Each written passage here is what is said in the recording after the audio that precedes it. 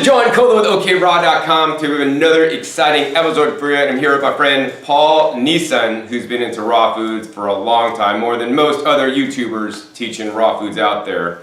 Can't think of too many people on YouTube actually doing raw foods longer than you actually, Paul, on a consistent basis. We may know like one or two.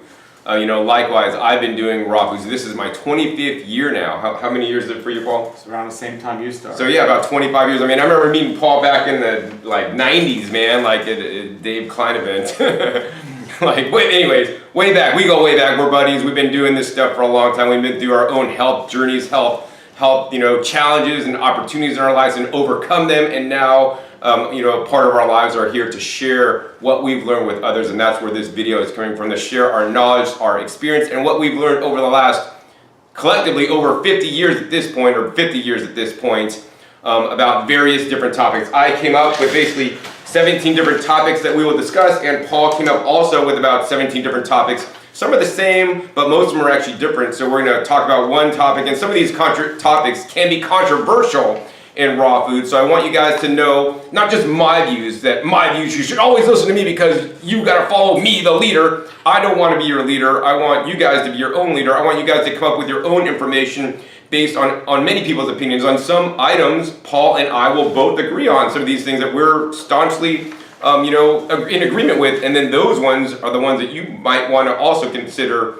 that we have strong views that both of us over the last 25 years found the same thing to be true. But of course, on other things, we may be different. And of course, I want you guys always to do your own research and find out what rings true for you. Because in my opinion, there's a lots of dogma, especially online on the internet. And in my opinion, some of this dogma gets people into trouble and it gets them off being on a vegan or plant-based diet, whatever you want to call it. And so that is my mission for this video, is to educate you guys on some of these different topics that we may have differences on, or maybe even similarities. Paul, you want to comment on this? Sure. Well, we're here doing these videos, and we have a lot to say about these topics, and we're going to try to cover as much as possible in this video today, but we're just going to touch upon many of these subjects. You can go to our individual YouTube channels that we'll put below the video to learn more and extensive how we feel about these different topics. And like John said, we've been doing this a long time, and we're here with our main goals to help other people learn from our mistakes and benefit from what we've seen to work the best. So I'm really glad to be making another video with John. We've made many. Yes, yeah, check the link down below in my description for some videos I have made in the past with Paul. He knows his areas of subject quite well, and definitely would encourage you guys, if you guys have any kind of colitis, something like that, this is the man you definitely want to check out. So, Paul, what is your YouTube channel here? We'll also post it in my description below as well. Sure, my YouTube channel is Raw Life Health Show, and for my subscribers, John has 3 channels out there. One's OK Raw, one is Growing Your Greens, and another one is Discount Juicers. And as you follow me, you know I also recommend his channels all the time. If you're looking for a juicer, his channel is great, and you know how much I love juicing and how important it is. And we're going to touch base on that tonight. But it's great to be here with John, and this is really important information. So please watch the whole video, and if you have more comments or questions, post them below. And together, not only have we been doing this over 50 years together, but how many videos? I mean, we must have at least 4,000 to 5,000 videos, considering all the videos we've both made. So this information is not something we've thought about overnight. There's a lot of people just getting into this a year ago, and they're acting like they're experts in all this stuff. And even us, we're still learning, and that's why we're doing this. But not everyone's going to agree with each other. And when I wrote my first book, The Raw Life, I've interviewed people who were doing this for many, many years to get their opinions on things, and I found out that their opinions were different on certain subjects. And people are like, why did you put a book out with people that had different opinions about subjects? It could be quite confusing. And I said, no, it was so people understand there might be one best way, but there's different ways people can achieve these goals and so on. So I want people to see everything that's out there and choose what's going to work best for them. I couldn't have said better myself, Paul, so thank you for that. And the other thing I want to say is that we're going to cover lots of subjects, and unfortunately this video cannot run for 5 hours. One of the things we'll talk about is sleep. Sleep is very important. It's getting late here, so we both need to get our sleep for recovery, for beauty, and all these other things. So we're going to keep each answer down for each of us to 1 or 2 minutes max. So we kind of got to hit these out as fast as you can. So we're both going to try to be as fast, as succinct, but also give you guys a more complete message. And once again, as Paul said, check our individual YouTube channels for more depth and more information on each of these topics individually.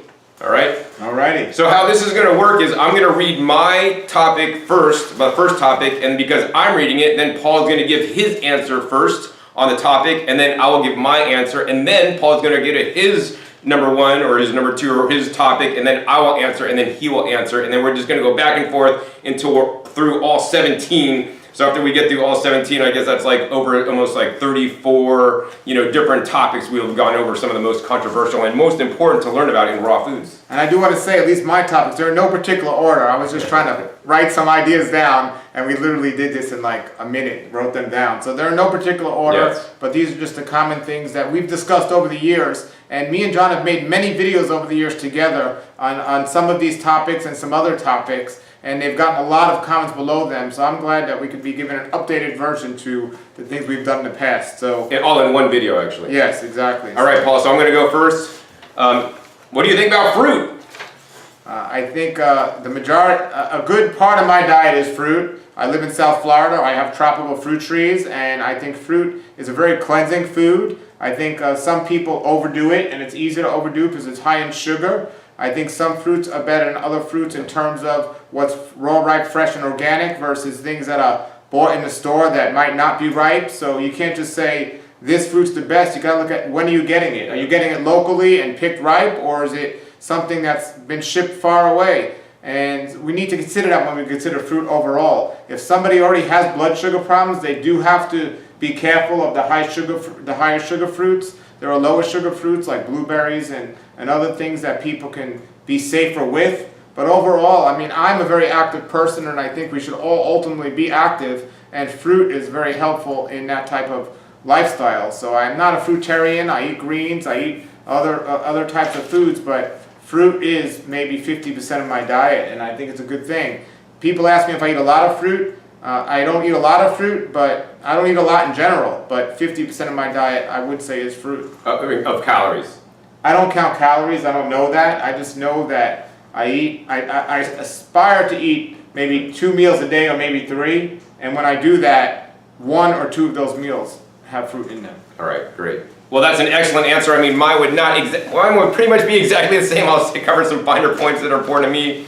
I think fruit is an amazing food, and I think more people need to eat more fruit because the standard American person, I think, what is it, like maybe 10% of people maybe are eating even just the recommended servings of fruits a day, which is just abysmal to me. And so more people need to eat fruit, and I always encourage people I teach good, better, best, right? Fruit is always going to be better than most other foods you're eating, but for some people, fruit may not be the ultimate food that you might want to consume because it may not agree with you, may not do well. The other thing I will say is that not all fruits are created equal. Paul talked about this a little bit, and I want to go in deeper. Like he said, my homegrown fruits that I grow, that I use the best soil nutrition and fertilizers and pick at their absolute peak ripeness. I mean, just my post the other day was on Instagram where I posted pictures of my pomegranate areoles, the little seeds inside the pomegranate, that are super deep rich like purple, and this is standard wonderful variety, which is not known to be deep rich purple, but it's because I have such good soil nutrition, and more importantly, I left it on the tree as long as possible, so long that I didn't get that many fruits because birds, and they opened and I got mold in there, but that exposed it to more cold, plus the fruit got to download more nutrition into it because it was connected longer. Think about a premature baby. You don't want a baby born before 9 months because it's not fully developed, and in my opinion, fruit is not fully developed until all the flavors and all the nutrition is formed. And unfortunately, in trade and farming, which is done for profit, they have to pick it early so that it does not spoil, does not go bad, and they don't lose their profits. And then, in my opinion, and based on some research I've seen, it's not as nutritious as it could be. So not all fruit is created equal. I would encourage you to eat as much nutrient-dense fruit as possible. And when I say nutrient-dense, I mean containing as much phytonutrients and trace minerals and micronutrients as possible. It's not just about the calories in the fruit and cramming in as many bananas as you can, in my opinion. I would prefer to eat wild blueberries instead of bananas. Now, yes, you gotta eat a lot more wild blueberries to get your calories than bananas that are a lot more calorically dense, but wild blueberries are one of those nutrient-dense foods with all these anthocyanins on the plant, and I'm running out of time, so the last thing I'm gonna say is that, I eat 1 solid fruit meal a day is what I eat, and then I eat generally a juice meal, which is mostly vegetables with some little amounts of fruit, and then I have a big salad meal at the end of the day. So fruit does also play a role in my diet, but I will not consider myself a fruitarian by any means, but I do encourage people, as I said, to eat fruit. All right, great. So one of the topics me and John discussed over the years was eating 100% raw versus eating some cooked food. So this is a topic I want to revisit right now. And what's your opinion about cooked food? Cooked food is poison! Well, and that's what we learned actually when we got into it, because a popular book that we learned later was plagiarized actually. It said cooked food is poison, which I don't know that I necessarily say all cooked food is poison. I'll say definitely some cooked food can be poisonous to your health, which is totally true because over time it'll do some nasty things to you. But my more refined view now is that there are plenty of foods out there, and cooking is one way to process your foods. I actually now heat process some of the foods. If you want to know which ones, check the link down below. 10 foods I eat that are not raw. And I have strong reasons for this because once again, I'm into this for my health. And if there's a food that I would not consume raw, that if I have to heat process it in order to eat it, to get the benefits from that food, I'm going to do that at this point in my life. I may not have done that, and I did not do that when I was younger. But I believe now that some of the cooked food dogma that it's all bad and all poison is unhealthy to people who eat raw foods, and it limits you. And the other thing is I really don't like labels. So I don't like to even call myself necessarily a raw foodist. I like to explain what I do, how I eat. I could say I eat a fully plant-based diet sourced from fruits and vegetables predominantly that are nutrient dense, that are minimally processed, and the process could be juicing, or I process and heat my own, cook many of my own foods, or heat process my own foods in an Instapot, and that's very important to me. So I'd rather have somebody eat cooked kale or steamed kale instead of something like a big thing of dried dates and nuts, right? Steamed kale, especially if it's out of your garden, in my opinion, is infinitely more healthier than something that could be raw like dates and nuts, especially in excess because they're high calorie. The nuts can be higher in fat depending on how many you're eating, and the dried fruit very high in sugar. So, that's my summary right there. Okay, so cooked food for me is, I don't think it's poison. I always feel better, always, 100% of the time from my experience over the years, when I do 100% raw.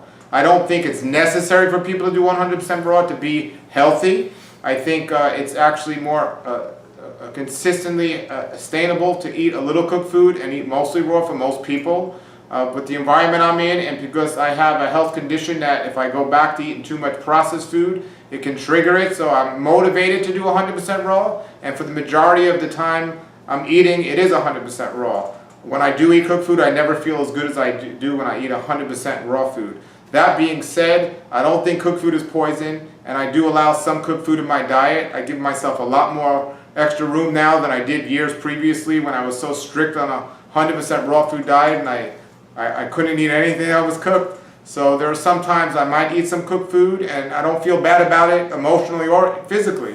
I just know for me 100% raw is the best, and I know how easily accessible it is because I've been doing this long enough. So I think it's important, if people do choose to do 100% raw, to not make yourself knowledgeable about it, to where to get the food and so on. However, if you're in a different environment, like a colder environment, I see sometimes people trying to maintain a 100% raw food label, and to do so they might eat raw food junk food just so they can maintain that label. And I'd much rather see somebody, especially in a colder environment, eat some cooked soup, some lentil soup, or some steamed vegetables instead of a raw food candy bar. And I think this is something people have to get past the labels and just realize we want to attain health and be as healthy as possible. I think raw food will digest quicker and easier because of the enzymes.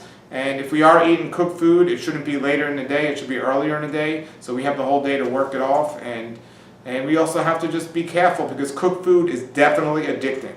It's definitely addicting, and it's not easy, in my opinion, to just eat a little.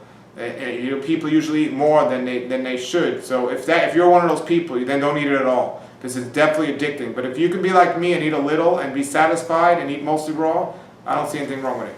Cool, yeah, so I just want to clarify too, I also consider myself, I eat predominantly like 99% raw. Fruits and vegetables make up the state of my diet. I might have some few heat processed mushrooms, but I'm not sitting there eating cooked meals. I don't eat steamed kale. I'd rather juice or eat my kale fresh out of my garden, just the little baby leaves into salads, or even blend them into smoothies. I don't like cook my kale, although I would advocate it for many of you guys out there that may not eat something worse otherwise. All right, Paul, so next thing is salt. Okay, so this is going to be a shorter answer, but basically I'm currently promoting or at least researching a product called zeaxanthin. That's not salt. I know. Getting to the point. What is it? How do you pronounce it? Astaxanthin. Astaxanthin. And I spoke to the owner of the company, who's a chemist, and I was speaking to him recently about this. I have an interview coming about it soon. And I always knew sodium or too much salt was not healthy, but he broke it down for me on his video to a degree I can't even break it down. But salt or things too high in sodium is definitely more of a problem than people are giving it attention to. And I definitely think it's important to not underestimate the problem with too much salt. I think natural salt like Celtic sea salt or Celtic salt and sea salt in general is not bad, and I think it's okay to put in a diet. Even from a healing standpoint, I think some people might need a little salt in their diet. But people are getting way too much salt in their diet, and it's more of a problem than people are giving credit for, and people definitely need to cut down on the amount of salt, especially if somebody's not eating a healthy diet and they're eating a lot of processed foods. Most processed foods definitely have way too much salt, and it's affecting us on a chemical level, and it's creating many diseases that we suffer from, many common diseases and ailments. And if we cut out the salt, we'd realize how much better off we are without it. And now there's a processed salt and there's more of the natural salts, but it's still a big issue. Now, the best way to get salt in our diet, or the proper amount of minerals and so on from salt, would be from things like celery, or things in the most natural form, and not from the processed or condensed version of salt you see out there. But I think people need to give more attention to this subject, because it's not spoken about enough. I'm glad you brought it up. But so some salt, I'm not one of those people that say no salt ever. I think salt, especially from something like celery, is good and possibly even needed. And I think you can use medicinally and also nutritionally. You could use salt in small amounts in your recipes and so on. But we need to be careful. People, especially people doing processed food, are doing way too much of it.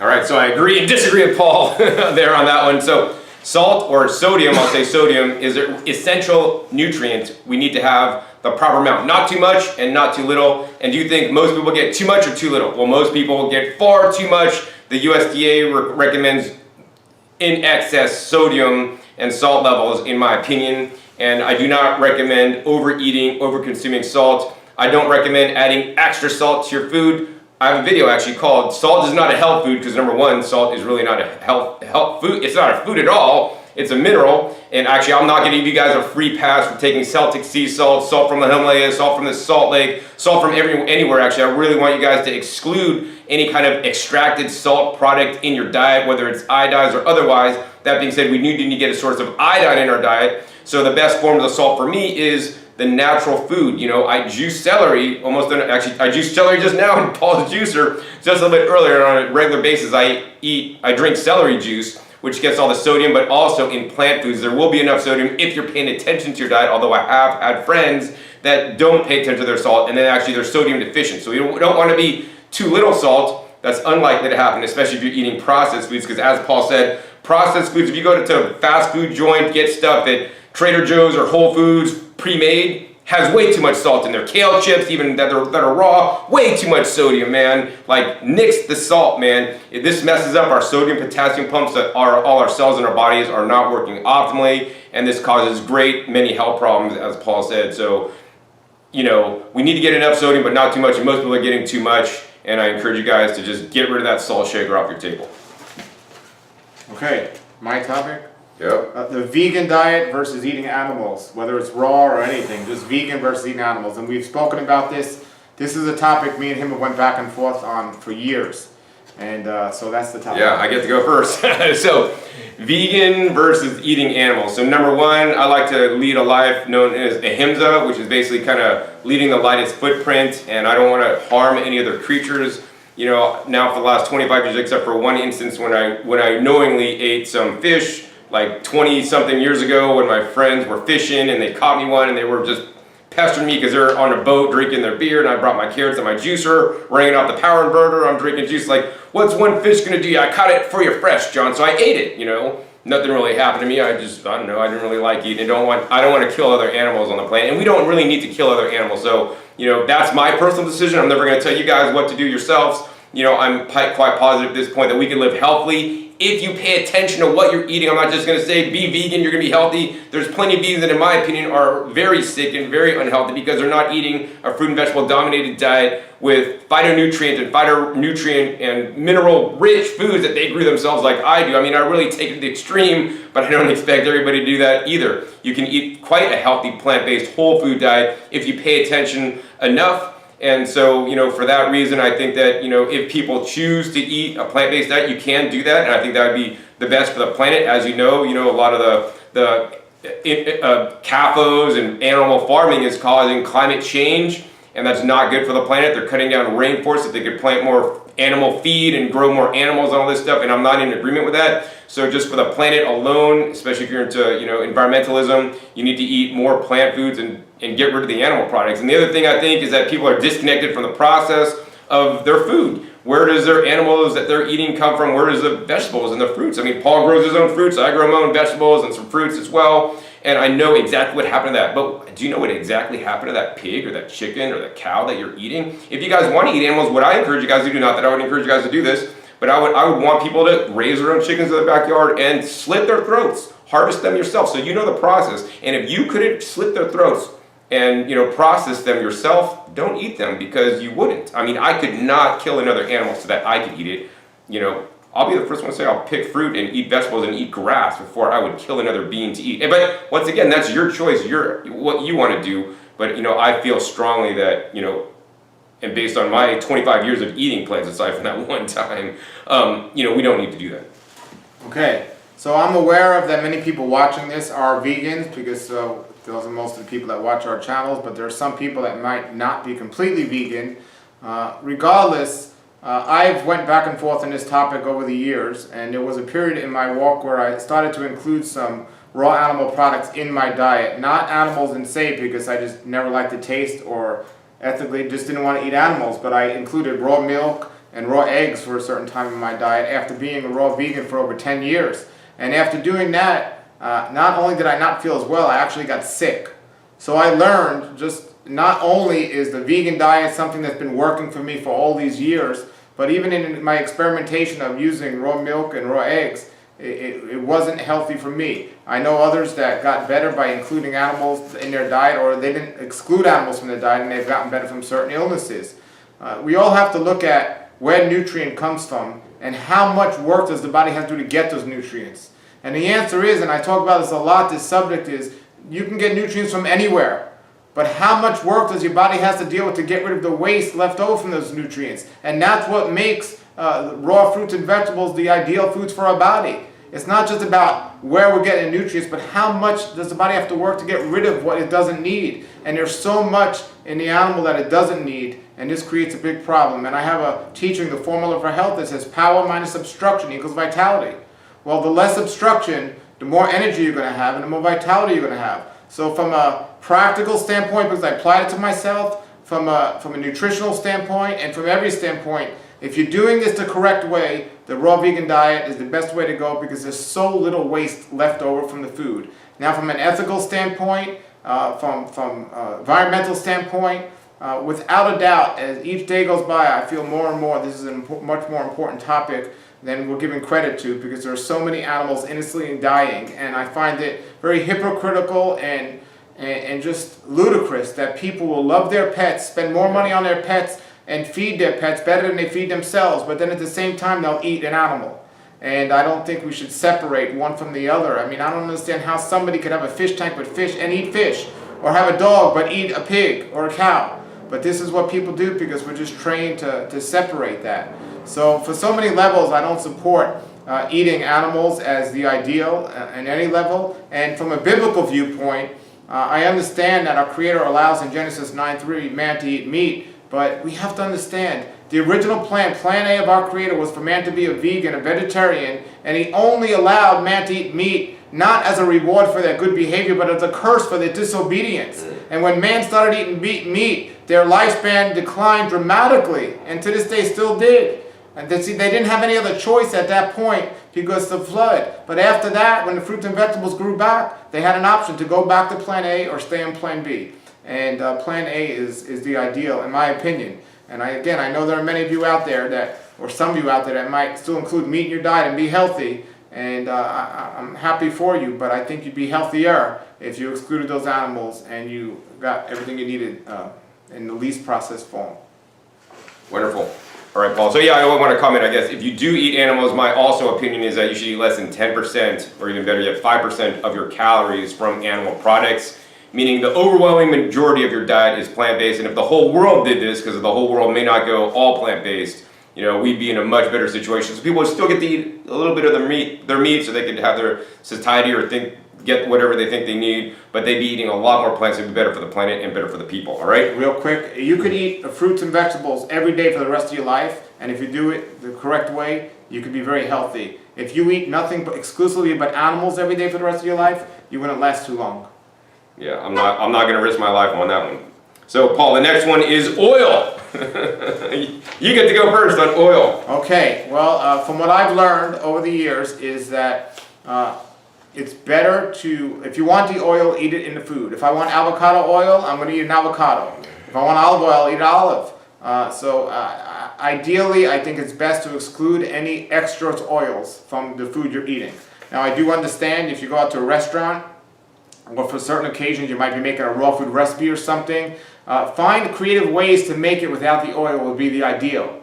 However, if you include it or something else, limit it as much as possible. It's ideally best not to have it. They can go rancid, the oils, and it's just not the ideal thing to do. And it takes time to learn how to eat foods without certain things. Like I usually prefer not to eat garlic and onions, but it's creative. You got to get creative. How can I make recipes excluding these things from my diet? Well, the same thing with oils. If I see a recipe that has oil in it, knowing that it's not the ideal, how can I add or something else to replace the oil or do something better? There are different types of oils and there are different types of fats in those oils. We don't have time to get into each one of those. Cooking oils is absolutely not healthy for the body. There's some people just take coconut oil, they think for health and all this stuff. Eat the coconut. I don't think extracted oils are ideal for the body, and ultimately it'd be better to exclude them from the diet. All right, well said, Paul. So I buy oil, I will definitely say, but I put it on my face and put it on my body. I think it's great for using on the body. I use actually jojoba oil is my favorite oil to use on my person, but I do not consume any kind of standard vegetable oil in my diet unless I go out to a raw food restaurant and it actually happens to be in there. But at home, I generally don't use any oils. I do not believe or consider it to be a health food. It is a highly processed and refined food despite saying raw. It's like, we know white sugar, most of you guys hopefully watching this would agree that white sugar is not a health food because basically they're just taking whatever, beet or sugar cane and only extracting one component out of that, and you're losing all the different minerals and fiber and all this stuff. And that's what they're doing with the oil. So why is oil healthier than sugar when sugar's not healthy? Oil is basically just the fat, and it's so calorically dense. 1 tablespoon is about 120 calories, and 120 calories you could eat a pound or even more than a pound, maybe a pound and a half of lettuce, or eat 1 tablespoon of oil. So when you make a big salad, you think you're doing a good job because you got 1 whole head of lettuce, but then you got 2 tablespoons of oil. You're now getting more calories from the oil than from the lettuce, and we should be getting more calories from lettuce and not oil, in my opinion. Like Paul said, eat the whole food. And if you want to eat a food with high oil content, eat pili nuts or eat macadamia nuts. They have like 90% plus oil content in there, but they also have the fiber and the other polyphenols and different plant nutrients in there that are good for you. Now, I do make one exception actually. My one exception for oil is actually I take a DHA oil, which we may talk about later or may not, which I believe to be very important. If your omega-3 to 6 balance is not proper and you do an omega-3 check and it's not in a good range, you want to make sure you get enough DHA, because vegans that are low in DHA may have challenges with their health later on. And I don't take that all the time, but I take it every now and then just to make sure. I think the other thing I like to take sometimes, I like to take some CBD, which normally comes in an oil-based extract, which actually we will be talking about later. Okay, so the next topic we're going to be talking about as we roll along here is something that's just such a big passion of mine, and that is fitness. Fitness. All right, so I get to go first on fitness. So I think it is definitely important to stay fit, especially as a vegan, because vegans are usually skinny bony. And yes, I'm definitely more skinny than Paul. I mean, my personal opinion on fitness is that, think about it like 100 years ago, right? When people were really out working in the fields and they didn't sit behind a computer and actually they had to grow their food and work their farm and raise their food. They got regular exercise. So my goal is to get real world exercise, go rock climbing, hiking. I out in the garden, I made a video on how I get exercise in my garden with fitness trainer John Pierre, who trained Ellen DeGeneres, and all the different workouts and things and compost tumblers I spin and how I get a workout in my garden. I believe it's very important. I could use more, and I'm not perfect. I'm not gonna say I'm perfect. I could use some more aerobic activity and going out for maybe bike riding or something like this to get my heart rate elevated, because I also believe that's important. And I am failing on that, and I'll be the first to say I'm not perfect. So, and that's about my extent. Fitness is actually really important. I think if I had to choose one, eating properly or fitness, I would personally choose eating healthy, but not to discount fitness, because there's been many people that are into fitness and they are like world-class athletes and they die of heart attacks because they're not eating properly. But fitness is like right up there, king and the queen, man, eating good and the fitness as well. Okay, so this is such an important topic in my life for so many reasons. And I always had a passion to be very fit and as fit as possible. Even before I got into eating healthy, just excelling at the sports that I was in with my friends was so important. And as I got into this raw vegan diet, I decided to try to take it out of the gym, which I had such a passion for, and do just natural things in nature and get my exercise naturally from being outside and calisthenics and so on. But always I go back to the gym as my favorite form of fitness for me personally. Now I tell people fitness is another word for movement, and whatever movement you love is what you should be doing. But understand that there's some things that get better results than other things. I mean, I used to make the excuse when I metal detected that I was getting fitness by bending up and down all day and doing this stuff. No, I mean, there's different types of fitness, but we have to work for our food. I don't eat food until I've worked. And we in nature we would climb trees for our food. We would run places to get food. We wouldn't just go to a refrigerator and open it up and everything's electric and stuff. And I think this is one of the reasons why we're so obese today, is because we're not doing enough fitness or the proper fitness. And so I think we need to work for our food. True fitness, I think we should at least sweat 1 time a day. And I think we need to do more muscle building exercise, which people don't do. And whatever it is, it could be calisthenics, it could be working out in the gym, it could be stretching, but we need to do it. And it's not something necessarily that needs to be done every day, because when you understand it correctly, the body needs time to rest and recuperate, and the harder you work out, the more time you actually might need. However, we can't get lazy, because if we get lazy, any way we let a disease get into our body, it's going to happen. And if we're not fit, it can do away with all the health benefits we're getting from eating healthy, and vice versa. So they do go hand in hand. And for me, just from not just only from my blood work standpoint, and everything's better when I'm doing fitness, but also from a visual standpoint. I believe when we're fit, it's one of the greatest examples to promote this type of eating and this type of diet. Because you can be really healthy and not look healthy, which one of my things is how we look. But if you look healthy and fit, more people are going to see what you're doing is working, not just hear about it. And I think that's an important thing. And for me, I just love it. I love it. I don't drink coffee. I don't take caffeine. One of the things that gives me energy and just drives me is to just exercise, and it pumps me up, and I just love it so much. So I think it's very important. Cool. All right. So the next topic I want to talk about, Paul, is nuts. So what are your thoughts on nuts?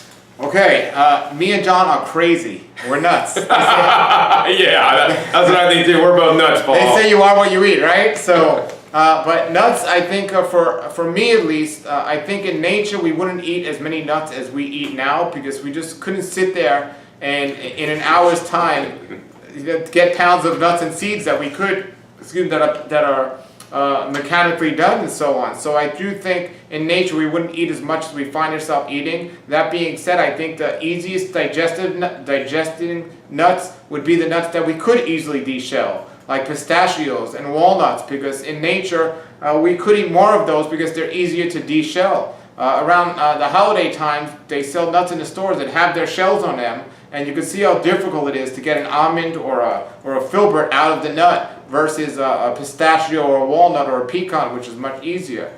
In general, I think for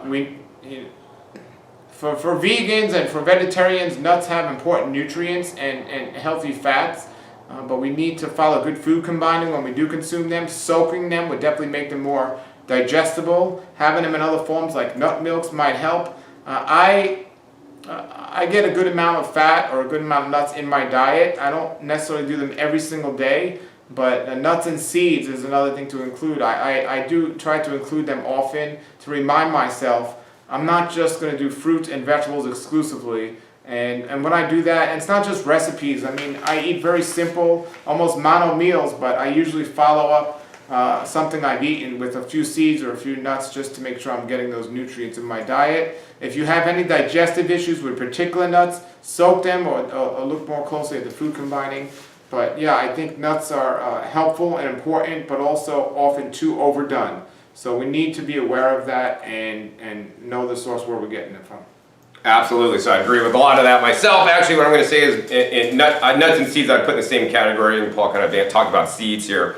And so for me, I think this is an amazing food. Once again, it is a whole food source of nutrition. You know, it's not just extracting only the fat, although nuts are, more fat containing than other foods. So I definitely believe they should be limited. You know, my goal every day, and an easy judge, is just a handful of nuts or seeds a day, maybe 2 handfuls at the exact maximum, which is what I like to eat. So I think they can be very beneficial. It is shown in studies that, when you eat some nuts with some fat-soluble nutrients, then you get a greater uptake of some of those nutrients in the food. So I like to usually generally have the nuts when I have high antioxidant vegetables, for example, in my last meal of the night, in a salad dressing that's hopefully well combined for Paul's needs. But the other thing I think is that many people overeat nuts. I mean, they'll just start shoveling in, handfuls and handfuls of pistachios or walnuts or macadamia nuts or whatever nuts you got. And if you're doing that, then likely you're overeating nuts, because once again, nuts, not as calorically dense as oil, but they're very rich in calories. And the more nuts you eat, that means the less room you have for the leafy greens and the fruits and some of the other foods that I really want you guys to get a wide variety in your plant-based diet. I personally don't do nut milks, and nor am I a fan of nut milks, because I believe that causes overconsumption of nuts, because you can make a big thing of nut milk with a couple cups of almonds and then drink that whole thing of almond milk is basically diluted nuts without the fiber. I would much rather encourage people to actually drink juices instead of nut milks, because they're much more nutritious. Like a green juice, way more nutritious than nut milk, which is basically just the fat of nut with very few other nutrients in there. So I think that's all I got to say about that. Okay, so the next subject we're going to be doing is supplements. So supplements, oh my God, this is such a wide variety and big topic that can be discussed, is the supplements. And so what kind of supplements are we talking about? I'm just going to say I think many supplements are not needed and are hype. We definitely should not be taking folic acid supplements, which have been shown to cause health challenges I think cancer and whatnot in some studies that have come out recently. And for those of you guys that don't know, folic acid is basically the man-made synthetic folate, and folate is actually from leafy greens. So if you eat enough leafy greens, you're going to get enough folate, which is better than folic acid, which is the man-made version. So I think when man gets involved and starts to isolate and kind of extract nutrients from from plants, or synthesize them on their own so they can be patented and then sold to you in a supplement form, they can be problematic. There are a few supplements that may be beneficial, such as I encourage all people, vegans or otherwise, to take a vitamin B12 supplement that can be deficient in any diet, not just a vegan diet. Vitamin D may be warranted if you don't live in South Florida like Paul and get lots of good sun. There's very few supplements. So I would say this. My goal is to get my nutrients, whatever nutrients there are, not from supplements, because my diet is deficient and you're having to supplement your diet with the supplements, but actually to get my nutrients from the food. So if I need vitamin D, I'm not just going to get a vitamin D supplement, I'm going to go out in the sun. Or if I can't go out in the sun, then I'm going to get basically a vitamin D, high vitamin D mushroom, and eat the high vitamin D mushroom so I can get it from the mushroom. Right? You could get a light box. Certain light boxes, or go tanning, certain tanning beds could basically give you vitamin D in the wintertime when you're not getting enough sun. So I'd rather do that. So how can you get your nutrients that you're needing from a whole food source instead of a supplement? Now, some supplements could be herbs, powdered herbs in a little capsule. I don't consider necessarily supplements. I consider them herbs. So I would encourage you to eat the whole herb if you're able to grow that yourself, or take the herbs. I think herbs are not exactly supplements. They're herbs, and in proper doses and proper situations, they can be quite helpful, in my opinion. Great. Well, I think supplements are something that are important and left out by too many so-called naturalists or raw foodists. And I think if we need to look at our blood work to make sure what we're doing is working for us. And we need to find a good source and understand blood work, or at least find somebody who understands blood work. And at some point in our walk, and better on a consistent basis, to check our blood work, to make sure whatever it is we think we're doing or what we think is best for us is working. And there are many different ways to confirm it, not just how we feel or how we look. Blood work is the messenger of the body. And can tell us so much even before we actually see or feel a problem. So I think it's very important to do that. Now I think we should try to get all of our nutrients or most of everything we need from food, but if we're eating the best we think we can eat and we're still having issues, until we figure out what those issues are, supplements can really help us and save us. And I think the supplements we take should be based on our blood work. And so I think we shouldn't just take the most popular supplements out there. We need to look at our own blood work and create a supplement program for that. I do take several supplements as I continue to learn what I need best and how I can get these things from more natural sources. And I know over the years supplements have helped my blood work go back into where they should be if they were out, but for the most part I'm very satisfied where they are. The amount of supplements I take now are far less than I've ever taken in the past, because I've done the research and I've been able to fix a lot of the issues that I might have had in the past by not eating the appropriate amount or just not digesting the appropriate amount properly and so on. So I think it's important not to have a closed mind about supplements. And I think the more and there are different types of supplements too. There are better quality supplements than others. So we need to just be aware of what's out there in the supplement companies and the marketing of it. And I'm just thankful that I have an open mind, because when I first started this I didn't think we should be taking supplements. But after doing this for so long, I find to come that it's very important. As a matter of fact, right now me and you were just talking, it's not necessarily a supplement, but there's a whole food in a supplement form, or it's a food in a supplement form. But there's a supplement now that me and John have found out to be beneficial in our research from it, that I'm going to be pushing a lot here in the next couple of weeks. And I've seen the reports, I've seen the testimonials, and I even felt it myself. So I think when something like this comes along, we have to know the difference between fake things and real things. And we got to be careful with MLMs out there and people that are pushing supplements through that. We can't make it about money. We have to make it about what's truly going to help us. Absolutely. All right, Paul. So the next one I want to talk about is juicing. I mean, I'll give you a disclaimer. I sell juices for a living. Okay, I'll give you a disclaimer. I juice for a living. Yes. Probably the greatest thing that has helped me over the years, and this year more than ever that I've realized it, is juicing. I'd say more than anything. And I juice. I try to juice every single day. And I try to get greens in my diet as often as possible, and the best and easiest way for me to get those greens in my diet is through juicing. Over the years I've went through stages where I would juice for 6 months and then go blend for 6 months and vice versa. I've always found I do better on the juicing, and even now I have such an easier time getting through the day when I juice. Greens to me is the staple of my diet, and what I try to get to balance everything out. And again, the best form is juicing. You can get it from a salad, you can get it from blending, but to me, juicing is the most beneficial and simplest way for me to do it right now and where I'm at. So I think it's important, but I'm not a fan of juicing fruit by itself. I think vegetables should be the majority of the thing we juice. Maybe we could use a fruit to sweeten up the vegetable juice, but in general, vegetables should be the majority of the juice. And if we ever get in a situation where we do have to do straight up fruit juice, I think it's important to dilute it with water. I don't think we should just do straight up fruit juice. I think it's too much fructose too quickly in the body. But I definitely recommend people get a juicer and use it. And if you are using a microwave oven, replace that microwave with a juicer. Your life will change if you do at least one green juice every day. Yeah, I mean, juicing is a phenomenon now thanks to the medical medium who recommends celery juice straight in the morning, straight, without doing anything else or adding anything else to it.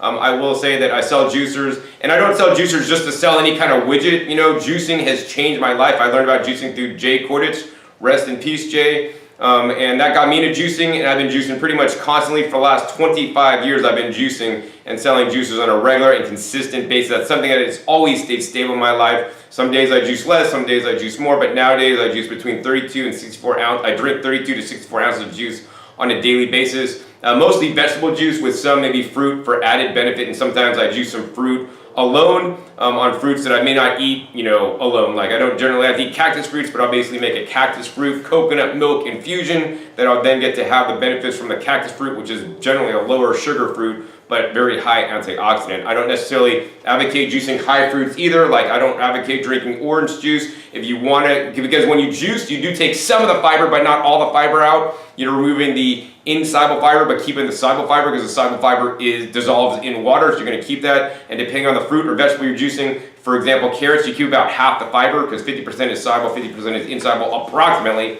But if you juice pineapples, that's really bad because there's only 10% soluble fiber in pineapple, so you're actually getting rid of most of the fiber if you're juicing pineapple juice. So that just kind of depends, and so like cactus fruits are generally kind of more soluble fiber because it's really clumpy and thick than not. So yeah, I think, and then the other thing is, even if you're juicing fruits, right, and if you would juice fruits, but otherwise you won't eat fruits, that's a good thing because you're increasing the fruit, content of your diet. I had a recent video on my Discount Juicers channel where I go over some of the scientific published studies showing benefits of drinking fruit juice. Not to say that you should drink fruit juice, but if you're not eating fruit, and if you're going to either drink fruit juice or not eat fruits at all, fruit juice is better than no fruits, but I would encourage also whole food sources of fruit, and of course get them as ripe as possible. Most oranges nowadays are just an orange water because they're just pressing out the liquid from the oranges, and to me that's not orange juice. Orange juice is when you basically just use a paring knife or a carrot peeler to peel off the coloring of the orange, and then you juice that thick white pith. Right now it's the winter time, so you should be able to get some nice organic navel oranges from California with nice white piths, like that much pith. Run that pith through your juicer, you're gonna get all the benefits of the pith, and then actually the juice will contain more fiber, more phytonutrients, and actually not gonna be as sweet like that orange juice you're used to, which is basically extracted sugar water. Okay, so there are several topics that John and I agreed with over the years strongly, and we went against the tide because most people didn't. I don't know how he still feels about these topics. I think his stance has loosened up on these, but I still feel strongly about them. So the next topic I want to talk about is chocolate. Cacao! All right, so chocolate. I do have a video, titled where I'm like really adamantly against chocolate. And as it is promoted in the health food industry, I am still adamantly against chocolate because, in my opinion, chocolate as it is promoted, which is basically when you promote chocolate or cacao, it's actually they're promoting the nibs, the chocolate nibs, which are basically like a nut, which are high in fat, also high in theobromine and other potential toxins that may not be good for us, especially in high amounts. I've had friends that have had their adrenals basically burnt out because they're putting cacao in their freaking smoothie every single day. And then, in my opinion, that's just way too much and you don't want to do it. So that really I haven't changed on. Now I have gotten a little bit looser over the years about cacao for two reasons. Number one is because cacao is more than just the bean that is normally eaten. There's the whole cacao fruit. Actually, I came from the Fairchild Botanical Gardens this past weekend. They had a chocolate fest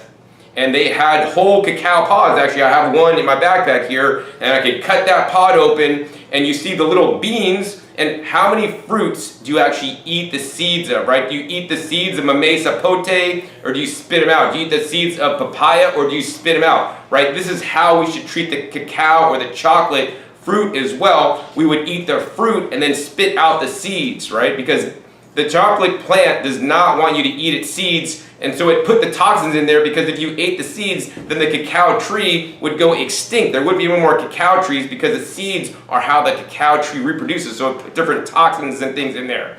That even dogs, like if they eat cacao, they're gonna die. It says don't feed chocolate to your dog, they could die because they cannot process theobromine. They're gonna croak, right, if they have too much. We can digest the chocolate, the theobromine, and it may amp us up. And but in large quantities, that's definitely not good because, in my opinion, it's toxic in large quantities. That being said, in small quantities, it may have some benefits. Like if I'm tired at night, I'm driving, and instead of crashing because I'm going to fall asleep, if I eat some cacao and then I wake up because of that, and the theobromine reacts with my nervous system and wires me up, I think that's a good thing. Not that you should do it every day or anything. And the other thing that I will not discount is that there are many different polyphenols in the cacao itself. I mean, it's deep purple. And that can have some benefits. And I'm not giving you guys a free pass just to, oh, John says cacao. I'm saying it's not okay. If you want to eat it here and there, I want to find a cacao where I get the cacao polyphenols without the negative benefits. But I still have yet to found that product to to yet. So relax a little bit, eat as much cacao fruit as you want, which is really rare. You could actually order some from miamifruit.org. They could ship you raw cacao with the whole fruit, which I advocate, but not the beans. Okay, so besides all the negative things that John mentioned about cacao, which is so true, and I agree with him, cacao is one of the most addictive substances on the planet. And so even if you try to do a little, it's very addicting. And it's something I don't recommend people consume at all. If possible, use carob instead of cacao. Nature will tell you what's good for our bodies in its taste. If something doesn't taste good by itself, we need to question if we should be consuming it.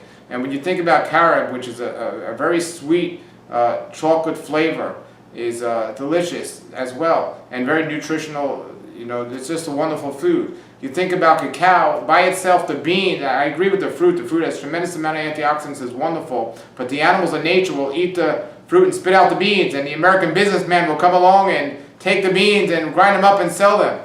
But they couldn't just do it that way because they taste very bitter and they're not good. They have to mix it with sugar and milk most of the time.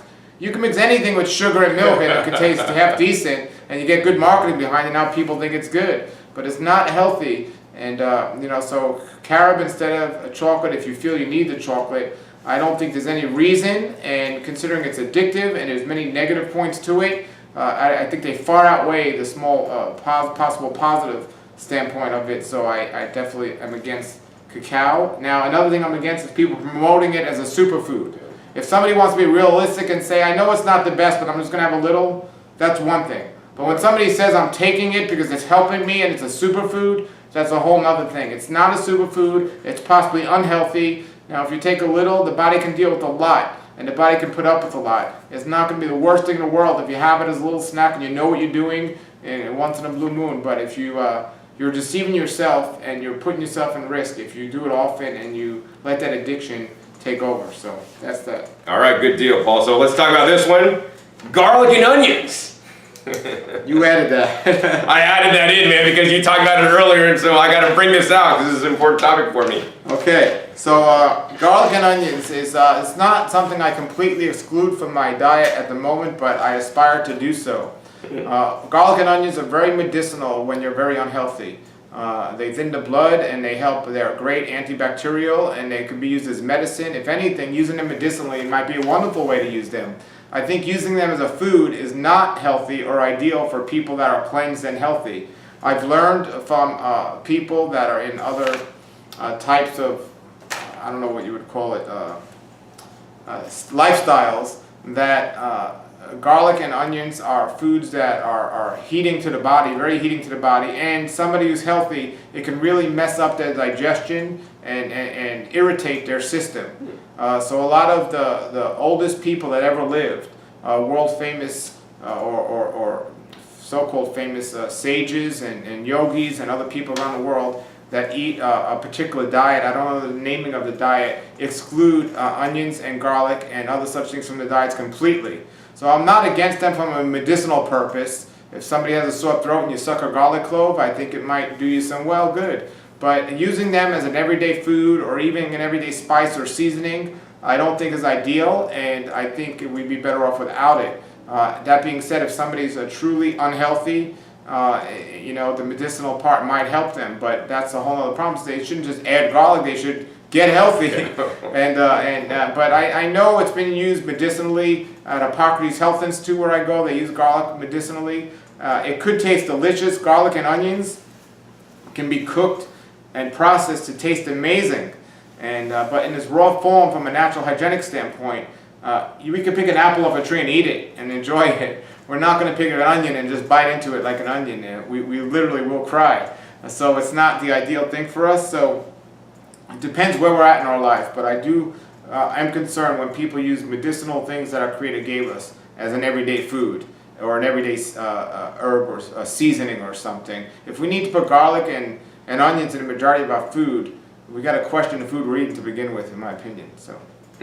All right. Well, I respect definitely Paul's opinions. I'll have a little bit different opinion on that. I think, I also see, as Paul says, I see garlic and onions as very medicinal foods, and especially in these times when most people are eating foods that really make them sick, these medicinal foods can be quite beneficial. There are published scientific studies that show garlic and onions and things in the allium family are quite anti-cancerous.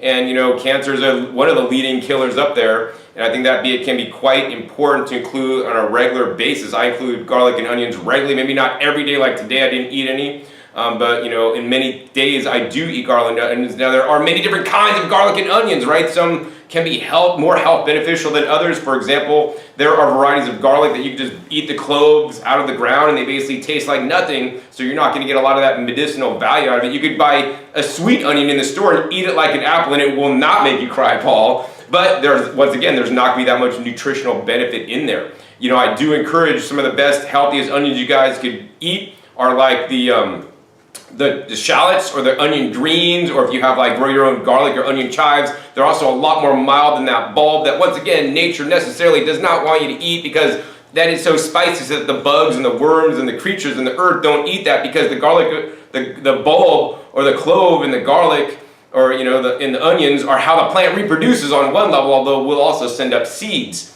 But I grow those in my garden. I do include those on a regular basis because I believe them to be highly powerful anti-cancer foods. And of course, you guys need to make your own decisions on these. So yeah, I think that's all I got to say about that. Okay, another topic that John and I used to be in big agreement with. We made videos on this topic together, and I still feel strongly in my opinion about it. I think John might have a different opinion about it now just because he's interviewed people about this and he could talk about this, but kombucha.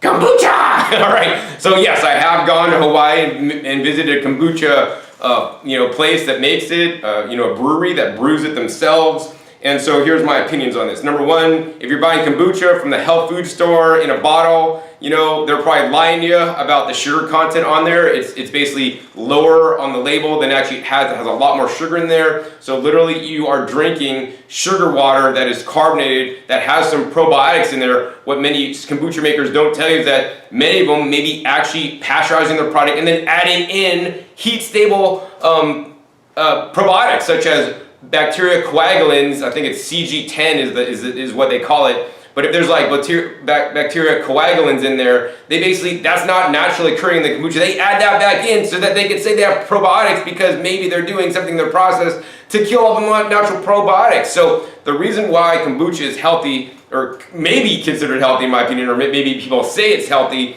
is because of the probiotics, which I believe may be healthy, but also because it contains the green tea. But it's a very weak source of green tea, because mainly when you're buying kombucha, you guys are getting fleeced out of your cash, because what you're buying is mostly water with a little bit of tea that's been extracted out of the tea bag. It would be far more beneficial, if you want the benefits of the tea, the ECGC and all this stuff, is to buy just matcha tea powder, the green powder, and just eat that if you want to get that. And if you want to get some probiotics, maybe have some sauerkraut, which may be beneficial, but also may be high in salt. I will say that I do make my own kombucha at home, and if you make your own kombucha, that's a little bit different story, because you can control the entire brew. I do single batch process, not a continual batch process, and I make sure all the sugar, and that's actually one reason why I do buy organic sugar. So if you see me in the store buying sugar, it's not because I'm going to eat it. It's because it actually goes in my sugar salt scrub that I scrub on my body, or the salt or the sugar that's organic that goes in my kombucha that I brew, that then the bacteria and the SCOBY actually eat to make more probiotics. And then when I drink my kombucha, man, it tastes like vinegar. It's like far gone, and I'm confident that there's basically very little sugar in there. And I kind of do it because it's a nice, fun beverage that I like to have on occasion for a little bit of carbonation, which I'm not necessarily going to say is a health food either. Carbonated beverage, not a health food, but I like to do it for fun, for celebratory things or for special occasions when I just feel like having something carbonated at the end of the night that has high probiotics. And also, most of my kombuchas taste, well, I think they taste really strong. Most people would say nasty because they're not sweet. They're vinegary, and then also I add a lot of turmeric and ginger juice to it. So it's basically I'm just basically making my own medicinal probiotic drink at that point. Yeah, so from a nutritional standpoint, Hippocrates Health Institute, they go out of the way to do the studies they need to help people that are sick to get better and people to stay healthy. And they confirmed what I suspected all along, that kombucha is just not a healthy product. It's fermented, pretty much a low-level alcoholic drink that is just all marketing hype. Kombucha in the old days, before it became popular in health food stores, was some old lady in some foreign country with the worst smelling, tasting liquid you could ever think of. That's what I make. Would actually have to hold that nose to drink, and it's definitely not something you can market. But against the marketers, just like they did with the cacao, with the kombucha, they put fancy stickers on it, make certain claims, and put a ton of sugar in it and carbonate it, and they sell it as a health drink. It's not the same thing as the real kombucha that it originally got all the health benefits to it and so on. I don't think we need to take it. I don't think we should take it. I don't think it's beneficial to us, and I think people are very deceived and also quite addicted to it because of the deception, and also they don't want to give up their soda. They don't want to give up their alcohol, so instead they give that up and they find a combination of soda and alcohol. And I know not all kombucha is the same. Some have more sugar than others. Definitely making it yourself, you know what's in it, versus getting it in the store is important. But the more popular the product, whether it's being made by somebody locally, whether it's on tap or whether it's in a store, we definitely need to be skeptical of it when it comes to kombucha. So I'm not a fan of kombucha, and I think we could spend our money much more wiser on other health products. Yeah, I mean, I would say that, you know, fresh juice is healthier than kombucha. So if you're at the store going to buy that kombucha, hey, go grab that 100%. Even, I would say fruit juice is healthier than kombucha. That being said, I would encourage you guys to get that carrot juice or the vegetable juice instead of the kombucha, because it's going to be way healthier for you guys. You're just getting a lot more nutrition for your dollar instead of basically paying for filtered water. All right, so Paul, the next topic I want to discuss today with you is hemp, not as in hemp seeds, but like hemp CBD based products that do not have any psychoactive effects. Okay, so Which is now 50 state legal actually as of 2019. So CBD oil? CBD oil or other hemp whole hemp products that are CBD or have other cannabinoids in them, but are legal because they have less than 0.6 THC. Okay, so I understand that this is one of the most popular topics out there today, and a lot of people are supportive of it. I've always been in support of medicinal, well, what you said, you're not talking about it from a... We're not talking about the THC cannabis or the one that gets you have the psychoactive effects. We're talking about industrial hemp, which is now 50 state legal, except Well, maybe... industrial hemp has always been used for, like, even George Washington Exactly. used it for, That's exactly it. for industrial reasons. They made rope out of it, and there's many other resources it could be used for. Even the hemp seeds are very beneficial, but the CBD oil, from my experience, there's two types out there. There's the one that's so watered down but so well marketed that's really not doing anything but giving a placebo effect. And then the one that is authentic and well, but they're allowed to use a small amount of THC and not market it as one of those other categories you said. And even though they might give some benefit, I think the downside of it far outweighs the benefits. So I am not a fan of CBD oil that's out there today. I find everyone claiming that they have the best one, which usually happens when products are popular and new and everyone's trying to jump on the bandwagon and promote it. I do know people that have taken CBD oil and have claimed amazing things that they felt and amazing things that's happened. I don't discount that because I do know in majority of the products that are somewhat a better quality, there is a small amount of THC in there. And I understand just hemp in general, the amazing product, and I'm a big fan of non-THC regular hemp oil that we've been using for years on a raw food diet. Oh, all right. I am a fan That's hemp seed oil hemp versus seed oil. hemp. I am a fan of extract. hemp seeds and the essential fatty acids that come from hemp seeds for many reasons, not only from the health standpoints, not the medicinal benefits, but from the health standpoint. But for other reasons, people are already addicted to many, many substances out there. And I believe a lot of the people out there are using this as kind of a vice or just another way or an excuse to continue taking this product. I'm very well aware of the political side of it and the freedom of being able to choose our own medicines and what we want for our bodies. And herbs are just amazing that our Creator created them for certain things. But I think it's being abused. The whole CBD thing, I think people are using it way more than necessary. From a medicinal standpoint, using it for some serious diseases, I understand the benefits of that. But I see everyone from a headache to their toe hurting now running to get hemp oil, thinking it's going to cure them and everything else. And I don't think it's a good thing where it's leading. And just the legalization of hemp in general, I think it sends a very bad message to the youth today. And I think the vaporizing hemp or the legalization of anything to do with vaping, which is a whole other topic, but hemp is one of those things, sends a very, very negative message to our society and to children, and it's creating a big problem because kids are allowed to vape hemp and do all this other stuff, and it's just leading us in a direction that I don't think is leading to overall health. So I'm not a fan of CBD, the way it's being marketed and used today. Wow, all right. Well, I'm a big fan of hemp. I made a video at a hemp farm recently that grows certified organic hemp in Colorado. Check my gardening channel for that. But basically what I'm going to say is, hemp that is 50 state legal that you should be able to buy at your health food store now, because maybe certain states should have below 0.6 THC, so you shouldn't have any psychoactive effects from it. And if you do, then that product should not be legal and they should not be selling it. I will say I did go to the trade show, the second largest trade show in the US for the natural products industry, and they had a whole hemp pavilion, which I covered, and I highlighted only one product in that whole pavilion, because I think personally a lot of them are quite scammy. I've learned a lot about this. I've gotten scammed by buying some cannabis products myself, because here's the thing, right?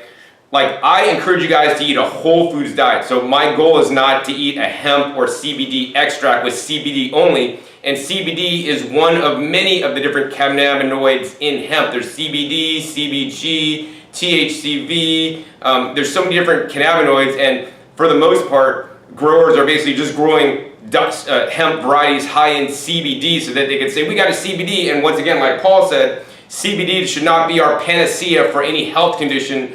We need to start eating properly, eat a healthy diet. CBD may be helpful because it may fill some of those cannabinoid receptors that we do have. And when I started including some hemp and other cannabis products in my diet, I felt it took me to the next level. But most CBD products out there, know this, are simply a scam. People are jumping on the CBD bandwagon just to make cash.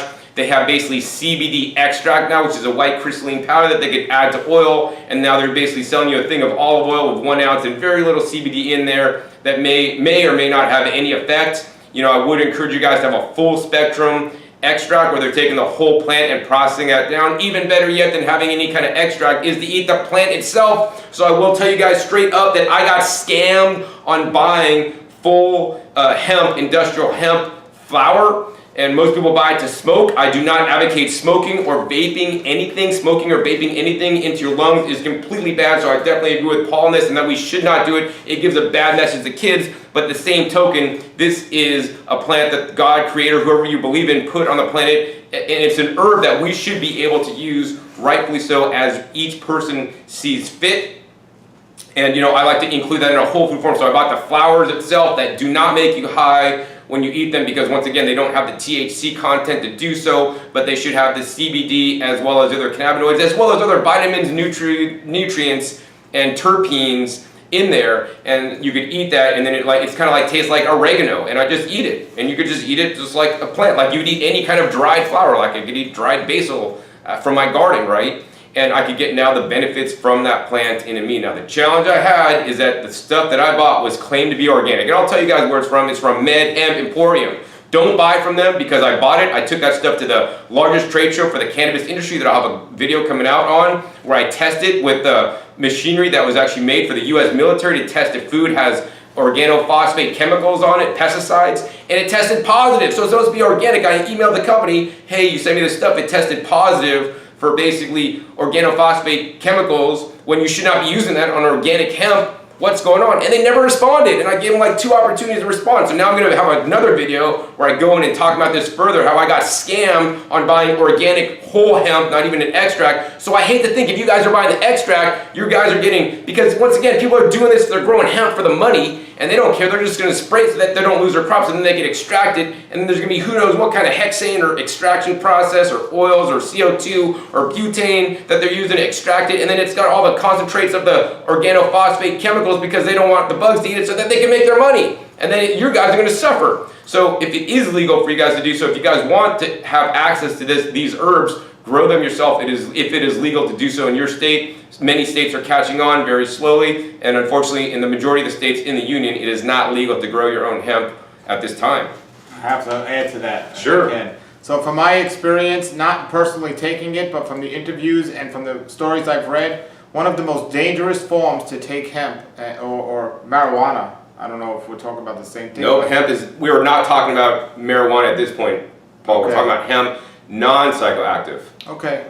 Well, I'll give that opinion later then. Okay. Right. All right, so let's move on to the next subject. The next subject would be, do we want to do that one now or that one? I guess. Go your list, man. Okay, alcohol, wine, and so on. Sure. So wine, Paul. Alcohol or wine, I'm sorry, Paul, it's not a health food. I'm not in agreement of drinking wine. You're like, but what, John? Wine contains, polyphenols. You're into grapes and purple grapes, right? Well, why not even drink wine? It's just basically fermented grapes.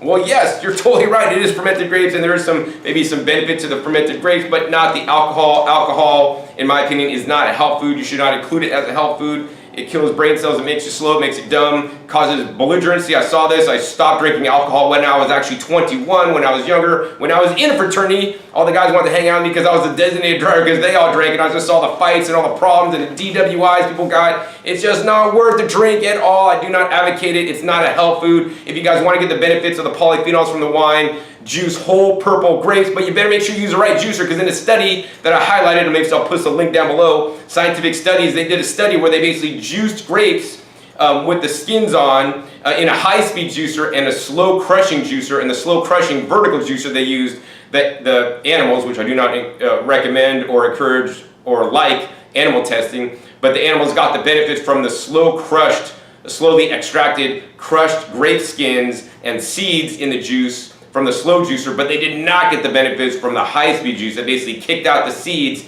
and the rinds whole. So you got to make sure you guys use the right juicer to get the benefits of the polyphenols in the grapes that make the wine. Okay, so I'm in full agreement with everything John said about wine, and I want to add to that many people might think or believe, because the news says that wine, a glass of wine a night can cure this or keep you healthy or something. Besides all those false reports or everything else, wine is not healthy, but a lot of reason, or the real reason many people do it, is they say they feel they need to relax, or it needs to put them in a certain mood just to relax or something. And I would question just your diet and your lifestyle if you feel you need to take anything, but whether you're using it as wine, let's say, to put you in a mood that you should be in, or to put you in a mood to relax, or even to be able to be more talkative or anything like that. You need to question your lifestyle, because if you're living a lifestyle of eating healthy and you're fit and you're getting enough sleep and you're just doing the things you should be doing, wine should not be needed to make you feel a certain way, and it's certainly not a health product, so I completely give it a thumbs down. And I don't recommend it. Now, I don't want anyone to turn off this video if you disagree with us on any of these topics. Right. We're just sharing our experience with you. And our opinions, which you can take or leave. Our opinions, but we are two men that have been living this lifestyle for over 50 years combined. And we're pretty healthy now, as far as we both know. So take it or leave it, but that's our opinions. All right, Paul, I know you're going to love this one. Now we're going to talk about THC cannabis. You might call it marijuana. I really don't like that word, because that word is a word that the U.S. government made up to make it sound bad. But now we're going to talk about cannabis, the THC kind that can give you the psychoactive effects. Okay, it's funny because that was my next one. All right, well, good. I get to ask you, so you get to go first. I go first. Okay, you actually. Okay, so just from an emotional, physical, and spiritual standpoint, I think it's a very dangerous thing to take this to take pot or marijuana or whatever you want to call it. What do you call it? I call it THC cannabis. Okay, whatever it is, it's not. I really do believe in what our Creator tells us, and He tells us to be of our own mind. And I understand Rick Sampson with the marijuana oil back in the day, who got cured from cancer, proved and showed that there are many beneficial cancer-curing sides to marijuana. I think taking THC cannabis with the effects is much less harmful than taking opioids that the doctors will give people for painkillers and things like this. And there are certain cases where that might be needed, and whether it's something to take away the pain. But I think this is a very, very dangerous thing that is made legal. I think it's creates more harm than good. Scientific studies will prove despite all the benefits that they're talking about because they want to make this legal and make money off taxing it and everything else, it is not healthy in any form to take these products overall. I mean, smoking it is absolutely not healthy. Smoking anything is not healthy. Vaping it is not healthy. But I found, not from my own personal experience, but from researching and interviewing people who have done it, the most dangerous way we can consume this type of marijuana is through eating it.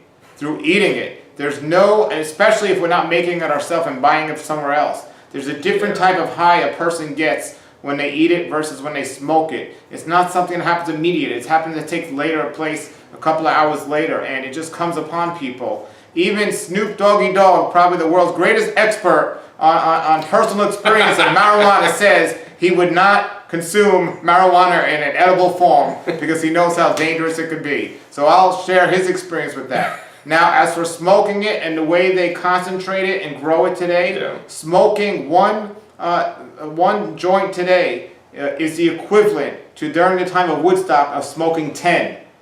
And that's like unthinkable, because we think, well, people did it back then and it was innocent. It is not the same product today. Through technology and through growing techniques, it has that much more of the effect on our mind and our body than it did back then, and this is not a good thing. In Colorado, where it was first made legal in the United States, they've shown more emergency room visits than ever before for many different results of minor depression to suicide rates and everything, and it all coincided completely with when marijuana was made legal in that state. You can look at the amount of emergency room visits and so on, and it's just a bad situation we're in for people to legalize this, and people think it's okay, there's nothing wrong with this. We should be healthy, eating the food we're eating, living a life we're living. We should not need this in our lives.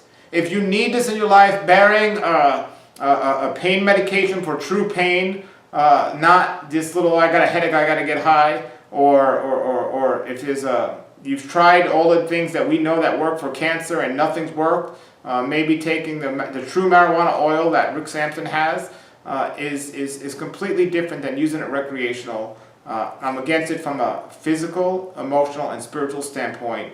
I'm completely against it, and I don't recommend it. And I'll be straight out with everyone. I understand the medicinal effects and the healing effects of hemp that we discussed earlier, but I personally, in my personal opinion, think this form of marijuana is from the devil.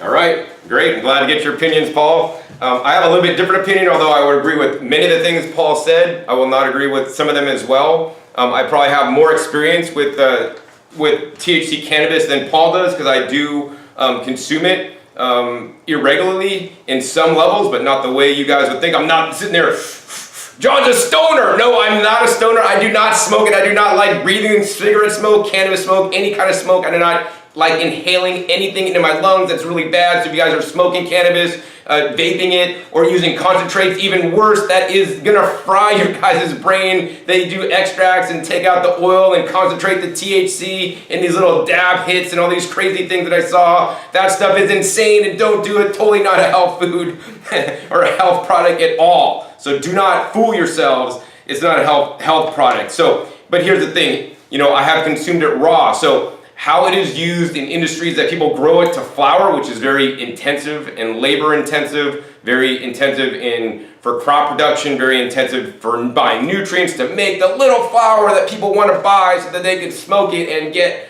the psychoactive effects. Now, I'll be the first to tell you guys, right? I've been living a green alkaline diet now for the last 25 years, and probably maybe a couple years ago, for the first time, I did get a medical card in California, so at that time I was legal, and it is now recreational legal in California, as well as the state I currently reside in. So I did get some, and I joined a cooperative that grew it organically, because I could talk about why it's bad, because most cannabis, once again, especially if you're getting street-grown cannabis, they're using nasty pesticides that are approved for only flowers, not for edible foods. That's why it can be really bad, because now you're smoking this, now you're inhaling and smoking basically toxic pesticides that are not even allowed on food, but because they get bad spider mites, they use these nasty chemicals on cannabis, because once again, the growers just want the cash, and they don't want their products to go bad and lose their cash, so now you're inhaling really bad toxic chemicals. Number two reason why it's really bad, like Paul said, totally true, they've been breeding the cannabis for the THC content. And I think they're around maybe up to 30%, maybe even more, 30% THC content now of some of the top grade cannabis, and then that's in the whole flower. If you extract that, it could go up significantly more, which is in far excess of what it takes to get high, and it's insane, crazy, too high. I mean, if you go back, once again, like Paul said, to the Woodstock days, the 1960s, man, that cannabis was like nothing compared to today. So if you're gonna use some of this stuff, try to get that heirloom stuff from way back when, because it's gonna be like significantly less powerful than the stuff today that's gonna like blow your mind. Not to say that, yeah, so, but what I will say is, flowering, I do not, I buy CBD dominant, so 2-to-1 cannabis bud, and if I eat too big of a bud, which I have done before, and here's the thing, people say, and there's doctors on the internet that are like famous for teaching about cannabis. Cannabis, they said, and when I heard this, I was like, oh my God, this is the best. Cannabis is the raw food poster child. And I'm like, great, I'm a raw foodist, right? They said if you eat cannabis raw and you do not heat it up, you will not decarboxylate it, so you will never get the psychoactive effects, because I want the medicinal benefits of the cannabis, but I do not want the psychoactive effects of cannabis, because I'm on such a high energy lifestyle. When I do have that hit of the cannabis, man, it brings my level down significantly, and I feel like a slug. Right? I do not like how that feels. It is one of the worst feelings in my entire life. I'll also say, because I do not smoke it, I only ingest it, and on the times that I did ingest it and get the high effect, I ate a big bud, which is a whole nother story I don't have time for. I also juiced leaves, and I got high on cannabis leaf juice, which I have a video how I got high for 10 hours on cannabis leaf juice without even eating the buds.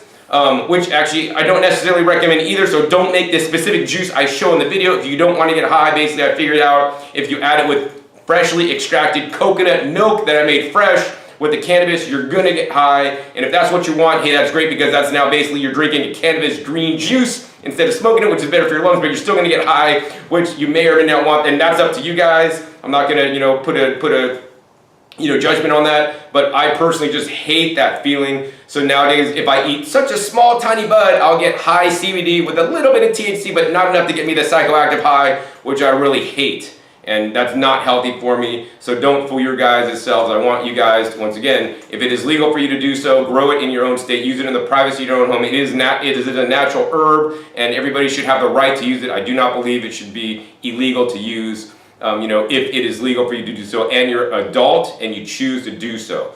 And I do not encourage the consumption or anything by any child under 18 by any means, although I do believe also they need to have the proper education on why this is we need to respect this plant highly, and it definitely should not be available to children by all means.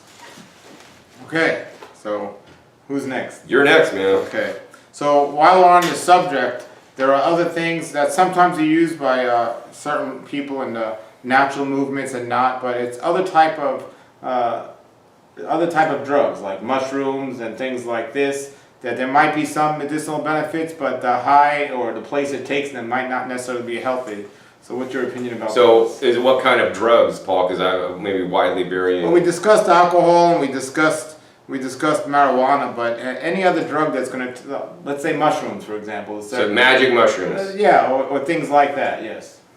Yeah, so I mean, once again, like, if you want to guys go on a trip and use some magic natural mushrooms and not some kind of LSD or some kind of who knows what other kind of drugs, which I'm not in favor of, but there's many natural, basically plants and mushrooms and fungus put toxins in foods. I mean, you could take lettuce, sativa, or wild lettuce, and it has basically like it could have an effect in your brain if you get the wild version of it. There's many different plants that have, coca leaves. I have coca leaf powder that I brought back from Peru, and I eat that. I don't get like high on cocaine because it's in such low amounts.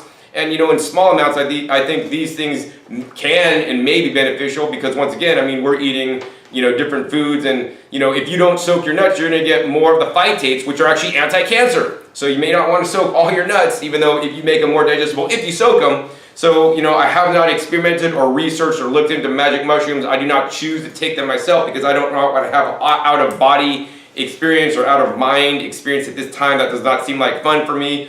maybe if I saw some scientific journal published studies that show, hey, it could be, preventive against cancer or this, I do eat other mushrooms that are non-psychoactive or not going to have any kind of weird effects that I do believe to be beneficial. But yeah, I'm not an advocate of mind-altering substances because once again, it takes you out of being you. It's basically an escape, and the escape should not be it. We should be living in an escape in our regular lives by eating healthfully. I'm high on life. I don't need to be high on any kind of cannabis, any kind of mushroom, or any kind of other substance, because when I do, I feel that takes me down to a different level. But here's the thing, most people are living down and that brings them up. For me, I'm up, it brings me down. So I want you guys all to live really high on life, alkaline diet, rich in greens, rich in the plant foods, getting rid of all your pains and ails through natural methods and not have to have these artificial, drugs or stimulants or even natural ones to, get you out of those problems.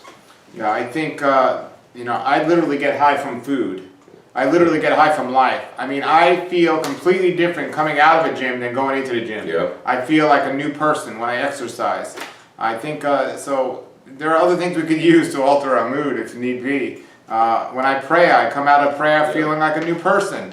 I think making excuses for reasons to take things, like whether it's pot or liquor or mushrooms, there's big issues behind that person's mental health. I think there's something emotionally or mental, and I say mental, but I don't try to exclude, make people feel bad, but I think there's something mentally wrong with people if they think that they need to do these things and they're getting a health benefit from it. And I think if you're watching and you are consuming these things, you need to be true to yourself.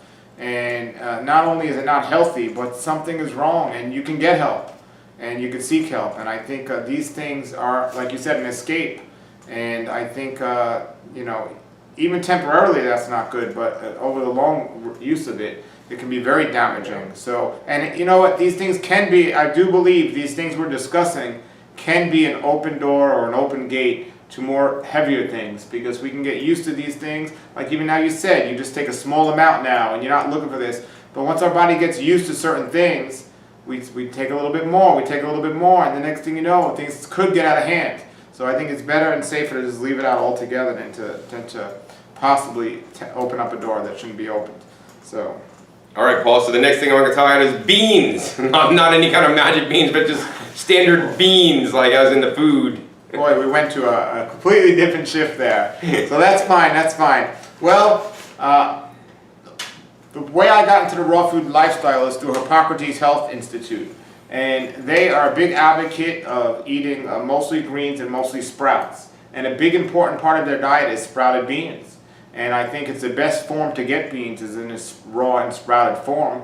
And it's something for many years I had in my diet more regularly than I do now, but I still consume it. So I think if we are going to eat beans, that's the best form. Now, beans need to be cooked. There are certain beans that are more easily digestible than other beans. Beans are one of those foods that I've excluded from my diet for over 20 years just because I was staying away from cooked food. I didn't think I needed them, and I didn't need them, and I don't need them. But they are a great form of getting amino acids in our diet, if cooked beans would be. And if you're a vegan, I think beans can be a very important and helpful part of your diet. I think, like I said, I'd rather see somebody eating some beans, whether they're sprouted or cooked, than a raw food candy bar. I think from a nutritional and health standpoint, they're much better. A bean soup or a bean salad is better than raw crackers maybe, or raw cookies or something. So I'm not completely against beans. I think people need to understand, like black beans and soybeans are very difficult to digest. So we need to look at beans that are more easily digestible. Sprouted would be the best form to get them. And, we just need to listen to our body if we are eating them. Is our digestion okay? We need to really focus on our body and still follow correct food combining. But from a vegetarian source, I don't think it's the worst form of food out there. I think it's a decent food. All right, great. So, yeah, once again, just like Paul, for the majority of my raw foods diet, when I didn't include any kind of heat processed foods, I basically excluded beans. Maybe when I started into raw foods, I learned about also Ann Wigmore's lifestyle, and I would sprout certain beans such as chickpeas and lentils, maybe, like adzuki sometimes, maybe mung beans, but those are about the extent of my beans. So that's a very limited amount of beans. But as I've gone on in raw foods, I've learned that beans are quite important and beneficial and should be included. And I think it was to my detriment over all these years to not include as many as I should. So, nowadays I eat as many raw beans as I can. Carob, for example, is a bean. It's a carob pod, which is actually in the bean or legume family. I eat other beans such as like peas these days that are actually blanched before I buy them. They're just organic peas, like frozen. They're a bean. I also grow right now, before I left my house, I had sugar snap peas, which are a bean. So I try to include as many raw beans in their raw state as possible. But nowadays for me, and like Paul said, if you're on a cooked diet, by all means include some cooked beans. Many beans cannot be eaten raw. They should not be soaked. I had a friend almost lose her life once, get really sick by soaking kidney beans, trying to sprout them and then eat them. So before you do that and try to sprout it and eat it, look it up to make sure it is a sproutable one. The ones I mentioned are sproutable and edible raw, but there's not many others that I'm aware of. But nowadays what I'm doing is I eat live food beans. So how do I eat live food beans that are not sprouted? Well, they are heat processed, so they're cooked, and then they're basically fermented. So if that means natto, so natto is basically soybeans, and once again, soy in many people's eyes is not a health food because in the way that soy is mostly consumed, it's highly processed and even isolated and fractionated. It's not a health food. In addition, in many cases, soy is also GMO, genetically modified, may contain Roundup. That's also not a health food. To me, we need to have non-GMO, organic soybeans if you're going to eat them. So I basically get natto, which is 100% soybeans, no salt added. I also eat some organic miso, which does have some small amounts of salt added, but I get the low sodium miso.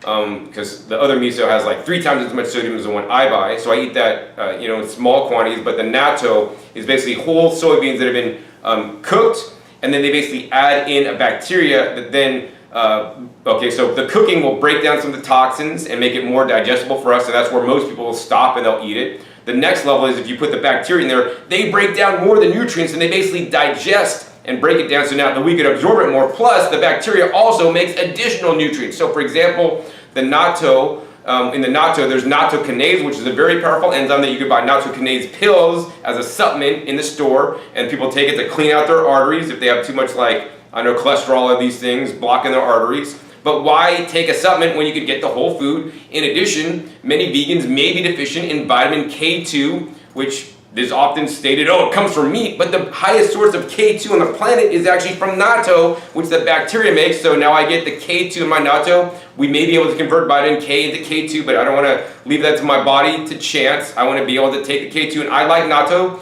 You either love natto or you hate it, kind of like durian. You either love durian or you hate it. I love the taste of natto. I mix it in with my soup, so I have some of these beans.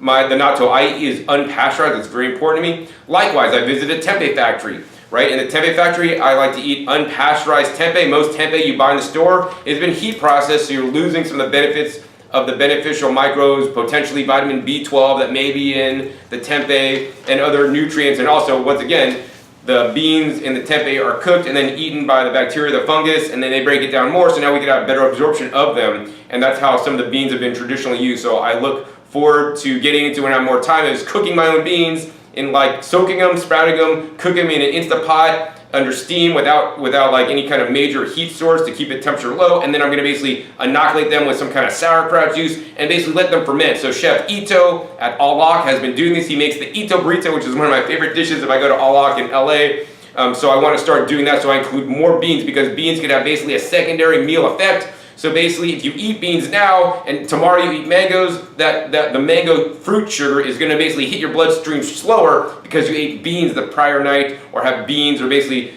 some more resistant fibers or in your diet.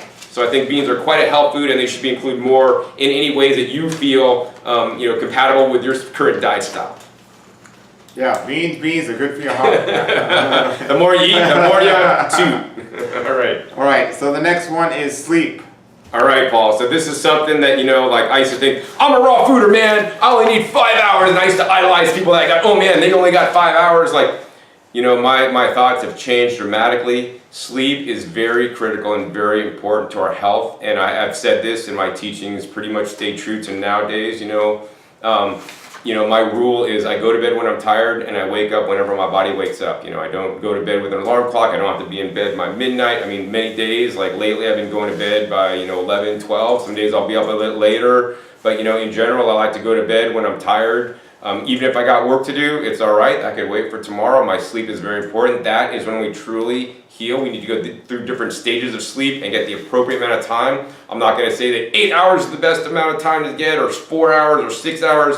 Each person needs a little bit different amount of sleep depending on their age and their body, how much healing they have to do, and how your environment is where you sleep, right? It is suggested that you sleep in a colder environment, so it's like to sleep in a 69 degree, sleeping too hot, sleeping too cold may not be so good, but sleeping at the right temperature is very important. Sleeping in a dark room, not having exposure to blue lights like we're exposing ourselves to for you guys to make the video today, highly suggested. Also, in my bedroom now, I have actually red lights and yellow lights, so I actually don't use blue lights at night in my bedroom, so that kind of helps me wind down, because I also think that natural light is the best light. I mean, Paul wrote a book, The Daylight Diet, and there's definitely many reasons for the daylight diet. We wouldn't be eating at night, and I do agree with that to some extent, which we may talk about in a little bit. But the other thing is, as the sunlight goes throughout the day, that little spectrum changes a little bit.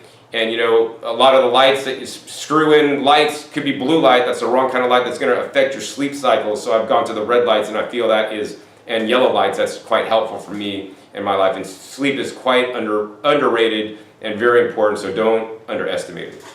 Yeah, those of you that watch my show here know that one of the most important and most often talked about subjects I speak about is sleep.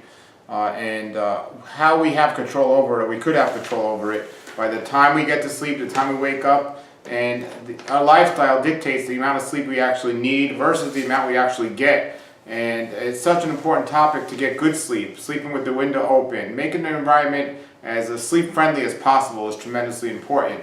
Also, from a mental, emotional standpoint, is when we're not at the right place, it can affect our sleep. See, our Creator, when He created us, He designed us to have healing take place during different times of the day. And when we're sleeping, that's when the blood is supposed to heal and rejuvenate itself. And if we're eating too late at night, it affects our sleep. And this is one of the reasons why I recommend a daylight diet, because we want to put ourselves in a position with our health to make sure we get the most efficient sleep possible. And that's everything we do, from the type and time we exercise, to the type and kind of food we eat, the amounts, and just the stress, our emotional stress and everything else. By the end of the day, we want to be in that situation where we can just put our head down and fall asleep. And if that's not happening, we need to correct some things, because sleep is where healing takes place. It's another word for healing. And if we're not getting good quality sleep, we're not getting good quality healing. And the answer, isn't to stay in bed all day and just try to sleep and toss and turn all night. The answer is to try to figure out why we've been in bed all night and we're waking up and we feel like we haven't even been in bed. We need to make sure we feel well rested, we get up, and we're ready to start our day. Each person, based on many different factors, will need a different amount of sleep, and most people don't get near enough. One of the major answers or reasons or answers is why to prove people don't get enough is they need to drink a drug to stay awake during the day. And it's not a coffee, good thing. right? Yeah, coffee or caffeine in any form. Yeah. If you need this drug to stay awake, you're not getting enough sleep. And people always talk to me, well, what about napping? I think napping is wonderful during the day, but if you need it, there's a reason why, because you didn't get enough sleep. If we're getting enough sleep and we're living the right lifestyle, everything will be great. But sleep is one of those great responses to tell us if what we're doing is working or not working. It's not just how we feel or how our digestion is or what our blood work says, but sleep is an extremely important one of those.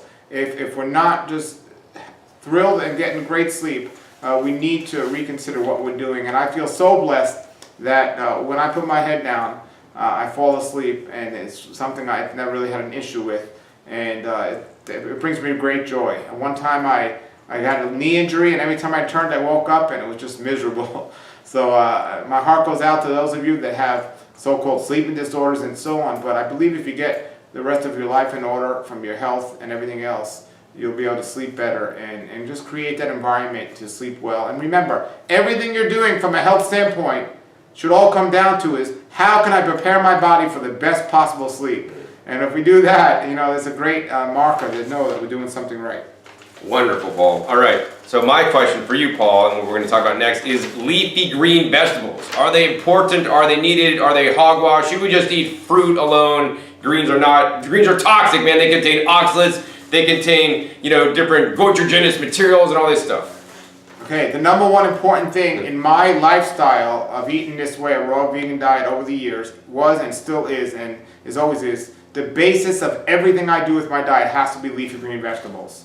I think it's the most important thing, and whatever form it is, whole form, powdered form, juice form, blended form, we need to make sure we get this in our diet, and I believe it's one of the big reasons why many people don't succeed at doing this diet long enough is they're not getting enough leafy green vegetables, or some not even any, and I think it's extremely important. And I would not be able to do this, I would not be successful at doing this without leafy greens. When I first started this diet, I did not like greens, I did not like kale, for example, and now much of my diet is just eating spinach or kale just straight, and with just nothing else. Literally mono eating kale is what I do. Your taste buds will change, but you have to understand from a nutrition level, the greens have the minerals, and we're so deficient in minerals today.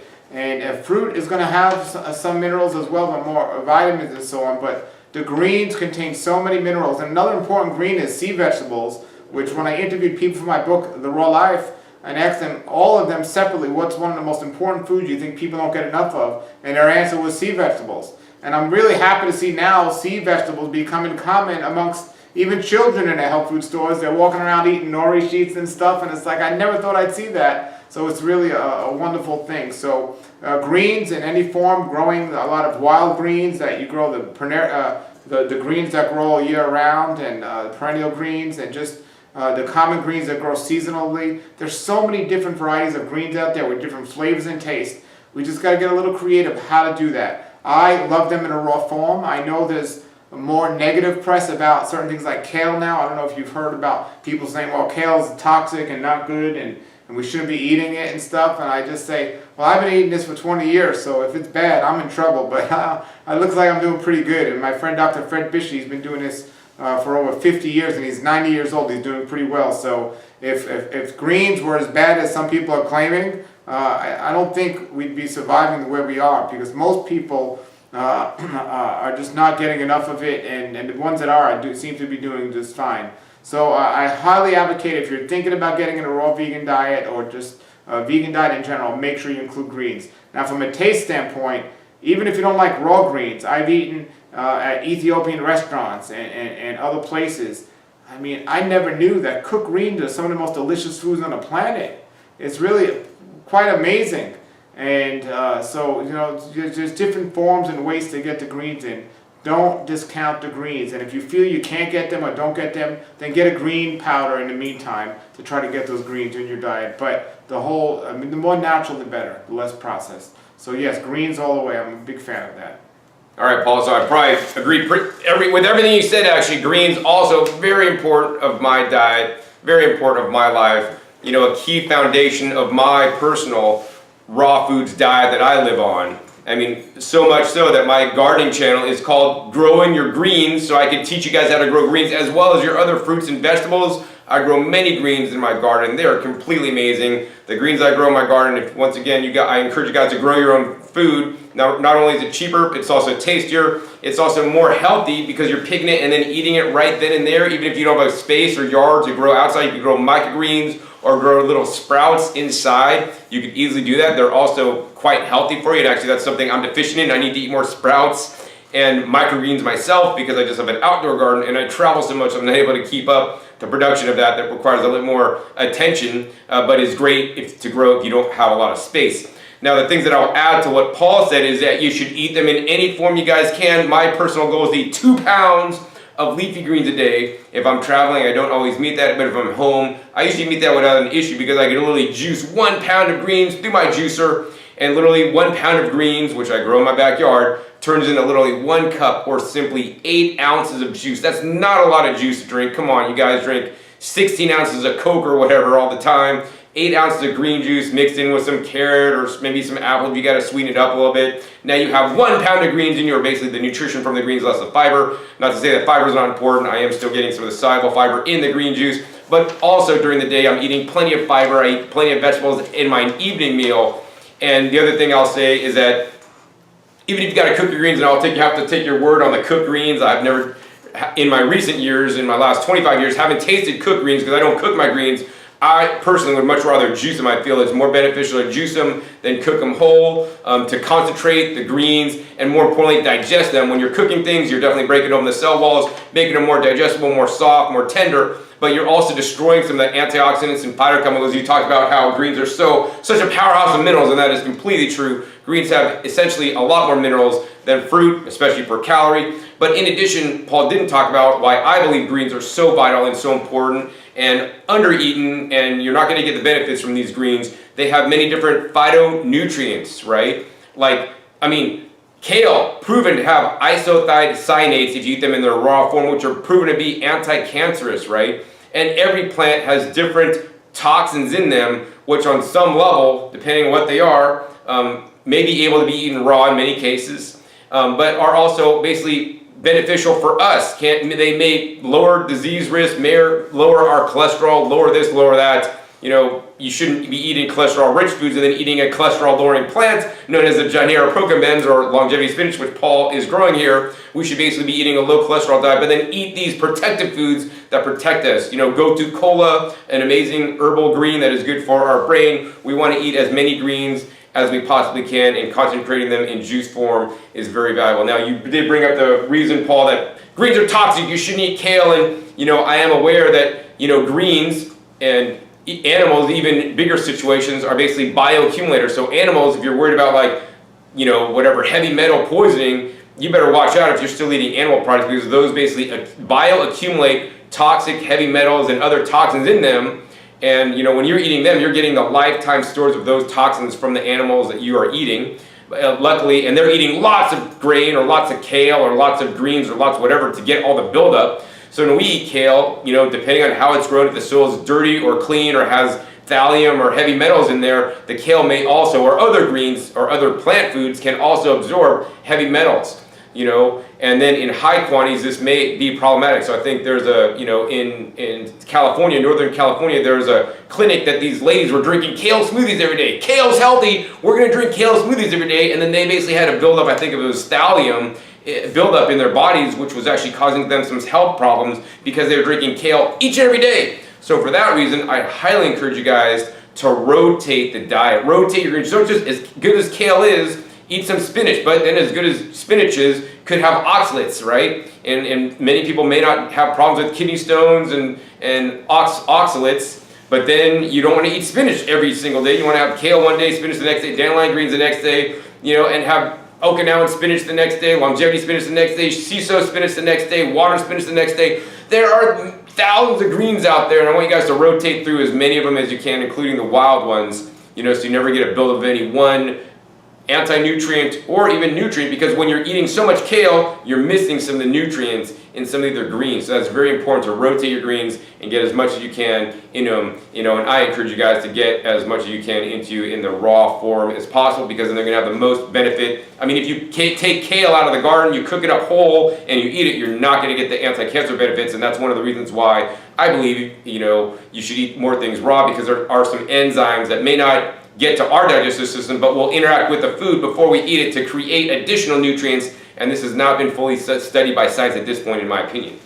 Okay, so because of the next topic is Mike here, because of my experience of healing from a disease that I had that there's still no cure for, and also changing my diet to a more natural diet, I see things so much different in the world today, and I look at things with so much more appreciation.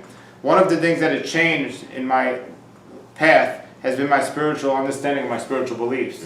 So the question could be, how has your spiritual beliefs changed since you ate this diet, or just in general, what are your spiritual beliefs? Yeah, so I'm going to answer it in the forms of spiritual and health, because that's what the topic of this is. So I think you need to have some kind of spiritual beliefs, whatever that means to you. I'm not going to dictate mine or whatever, or what I believe. but I think that's definitely a component. And I will say that I'm definitely more spiritual now than I ever have been, or feel connected, or feel peace and love, or however you want to define that. And I think that's very important to our health. And as I ate healthier, this just kind of came upon me, and I can't really define it or explain it because I'm not really kind of like deep diving into that at this point in my journey. But I do believe having some kind of spiritual component to your life is completely essential to optimal health. And I'm sure Paul, because this is an area of his expertise, he could definitely go into this more. Sure, thank you for that. So, spiritual health is a great way to say it. And it says in the Bible, thy life is in thy blood. The life is in the blood. And in the biblical term, it was in the blood of the Messiah. But from a physical term, our Creator created us. And the most important element to our life is the blood. The blood literally is the whole key. We're eating healthy and everything else is to keep the blood clean, and it supports life. And on so many levels, we've been talking about this, but from a spiritual level, I am going to tell you exactly what I believe. I believe in our Creator's Word and our Creator's instructions for us. In Genesis 1:29, He told us the food for man is fruits and vegetables. That's what it said. The seed-bearing fruits and the green herbs are the food for man. And as long as man ate that food, they lived the greatest lives into the greatest ages. And when man started eating below that, they started eating animals and started eating things that are not ideal, their lifespan declined tremendously. And so did many of the blessings in their life as well. So I just think about the whole aspect, and the body as a whole. It's not just one thing. And we got to take care of ourselves physically, but we have to take care of ourselves spiritually. And when I think about that, when I first got into this, before I even got sick, or when I first got sick, I didn't believe in the spiritual benefits of life. And then after I got sick, I started to research and look at all the different possibilities for healing and everything else. And as I first read the Bible and read Genesis 1:29, and then I read that Abraham prayed to our Creator, and our Creator healed him. And I read about the amazing healings in the Bible, miraculous healings in the Bible. And then I read that there was a man that actually died and came back alive again. And then I read that there were thousands of eyewitnesses to this event. It completely transformed not only my spiritual life, but my health life and everything else. And I'm not eating healthy and living healthy just to feel good and live a long life. I'm eating healthy and living healthy to tell people about the wonderful Messiah that's given me life through His death. So it's definitely blessed me tremendously. And it's my prayer that those of you that are eating healthy and loving the food would learn to love not just the food, but the Creator of the food. Wonderful, Paul. And I know you have a YouTube channel to do that, so you want to share that really quick for people that are interested in learning more about that side of what you do? Sure. Biblical health and just biblical wealth, and it's Torah Life Ministries. Torah Life Ministries on YouTube. Torah Life Ministries. All right, cool, man. I'll post a link down below if I remember. All right, Paul. So my question is next for you, and it's actually on organic food. Okay, so we know the form that food comes in general, or the way food is the more processed it is, the more unhealthy it is. Now, it's very interesting, organic food, because I met a farmer once who had some organic food in his yard and some unorganic food. And he told me without a shadow of a doubt, the unorganic food was more nutritious from his testing of the food than the organic food he had. And I was very interested to learn why that was so. And it was a very long time ago when he was saying this, but a big part of this had to do with a lot of the fertilizers he was using on the food and everything else. And it had more nutrients in the unorganic food than in the organic food. Now, from my understanding and knowledge, organic food is going to have more nutrients usually, so maybe this was just a one-case time, or maybe not. I'm not a commercial-sized farmer or not, so I don't know about that. But the chemicals and the toxins that come in the unorganic food are so deadly to the body. It's a slow poison that's getting worse and worse and worse, and literally causes cancer and all other diseases. And one of the big things I do when I teach about diet is not just looking at the nutrition content, but looking at how much the body has to deal with the waste that's left over the food to get rid of it. That dictates how much sleep we need. That could dictate so much. So from a food standpoint, we can't only look at the food that has the best nutrients, but how much our body has to deal with the waste of it. From an organic versus non-organic standpoint, it's not just the soil. The food that grows in the soil is completely affected by those same chemicals, and it's in the food. And I'm not even talking about GMO, which is a whole nother aspect, but organic food right now is not GMO, but it's extremely important to make sure we understand which foods definitely 100% should always be organic, what I think they're called the dirty dozen. And then there's, if we can get 100% organic, we're only going to be better off for it. But to understand what the dirty dozen is, and maybe we can put a list below the video or something, because these foods you definitely don't want to get non-organic, and because it's just so much more highly sprayed with pesticides and all the other chemicals, and it's more easily absorbed in our body when we eat these particular foods. There are some foods like an avocado.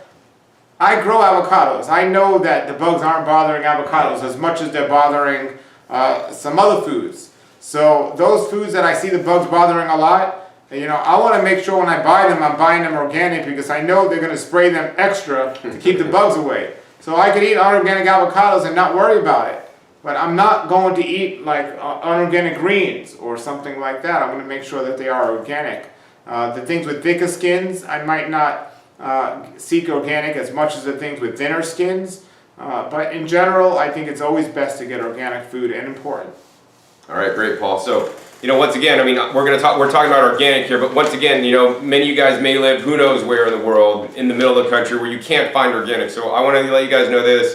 If you guys can't find organic, conventional produce, fruits and vegetables, are healthier than anything else in the entire grocery store. So don't feel bad that you cannot buy, organic food. I will say grow your own. Hopefully you have some land to do so. If you're in the middle of the country, hopefully it's like you have a lot of land because it's cheap out there to live. But also, if you guys live in an apartment, can't get organic food, grow your own sprouts and microgreens. Those are the most nutritious foods on the planet, and you could buy organic seeds to grow them, all right? That being said, organic food, or the organic label, is just that. It's a label. It's basically a set of standards that say if you use these standards and you do not use these items, right? You can't use these toxic pesticides or these fertilizers, but you can use these fertilizers or these organic pesticides, then you could call it organic, right? So in that case, in my opinion, because number one, you're removing, like Paul said, you're removing all the super toxic organophosphate pesticides, which are really bad. You can have some organic pesticides, which may be healthier than some of the chemical pesticides. But that being said, true organic, or what I grow in my garden, is I try to not spray anything in my garden. And, to say that they don't spray, I kind of have a problem with people saying they don't spray. They may be spraying something, and they're probably just lying if they're saying they don't spray anything, because you might have to spray something depending on what the crop is.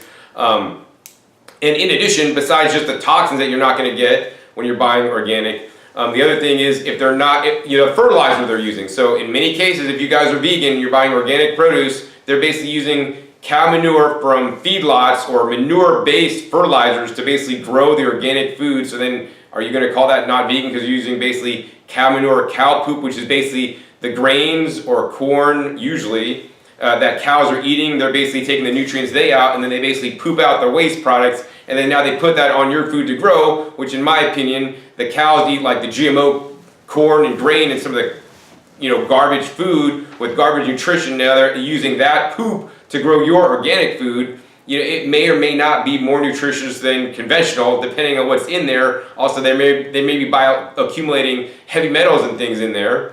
Organic doesn't say that your food is necessarily going to be more nutritious in some cases, and I like to think that it may be. In many studies that show it can be more nutritious, but in some studies it shows it's not.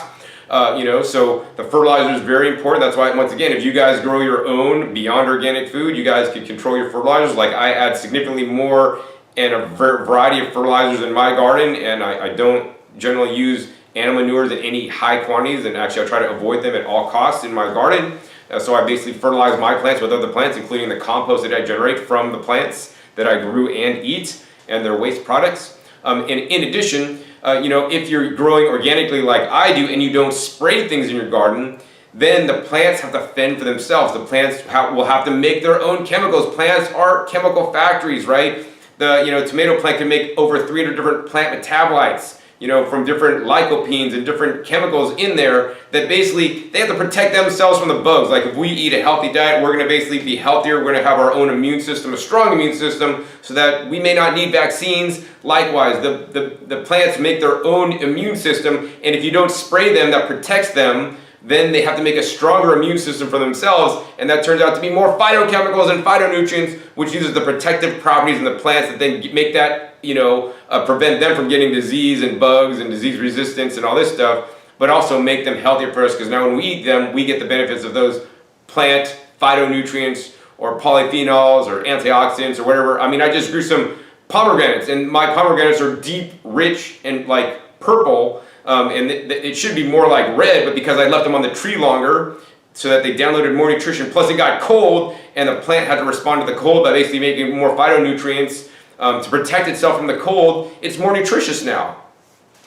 So in the end, I would encourage you guys, support organic whenever possible. Definitely check out the Dirty Dozen and the Clean 15. That's EWG.org. That's the environmentalworkinggroup.org. You can check out their website for the Clean 15 and the Dirty Dozen list, and buy organic whenever you guys can. Don't worry if you can't find organic. Get conventional fruits and vegetables. Are still the best in the grocery store, in the whole grocery store to eat. But more importantly, start growing your own if you guys can, because that's truly the best, as I do. And also Paul does. Paul has an amazing garden. It's the biggest garden I've ever seen Paul has, and I wish I was here when his mangoes were in season.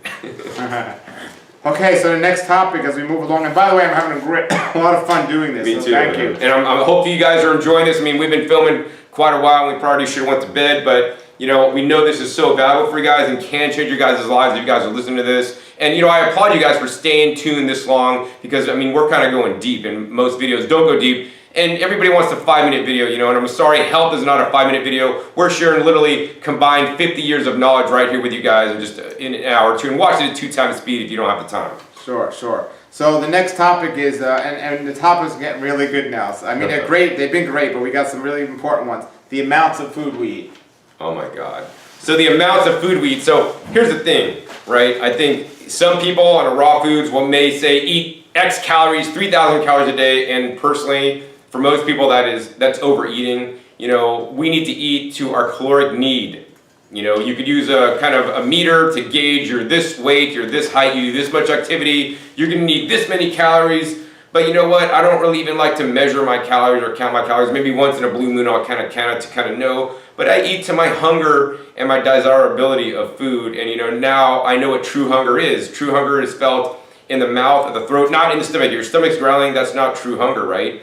Also you may be feeling thirsty when you're, and you think it's hunger, but you're really thirsty. I'm actually dehydrated right now, so I do need to get some drink and maybe take a break in a bit. But we need to eat the proper amount of food. And if anything, in my opinion, at this point where I am, I mean, when I was younger, I used to eat a lot more food than I ever did. And nowadays, as I'm getting more mature and wise in my years, I'm definitely eating less food. And the other thing is, as I eat higher quality food, I find I need less quantity food as well, because now I'm getting all my nutritional needs met by eating less, because my food quality, I could eat, 1 head of my lettuce or 2 heads of lettuce from the store to get the same amount of nutrients, because my lettuce is so much more nutritious than the store-bought, for example.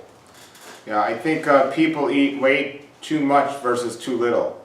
I think there are people that do eat too little of the wrong foods, or too little and eat the wrong foods. They're not getting enough nutrients, but overeating is definitely one of the most common causes of disease.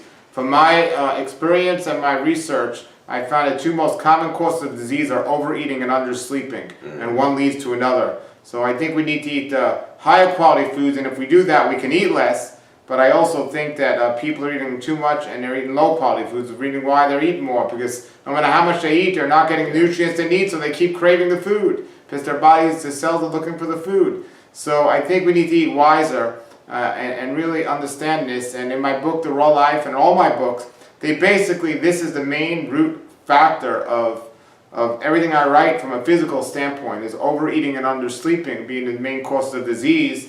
And this is why we talk about the time we eat with the daylight diet, and also the type of foods we're eating, and the digestion and everything else, and getting enough sleep. So the amount of food is something people need to look more closely at, and when we understand this. And again, watching the blood work to make sure we're getting the nutrients we need, but eating the least amount of food as possible while doing so.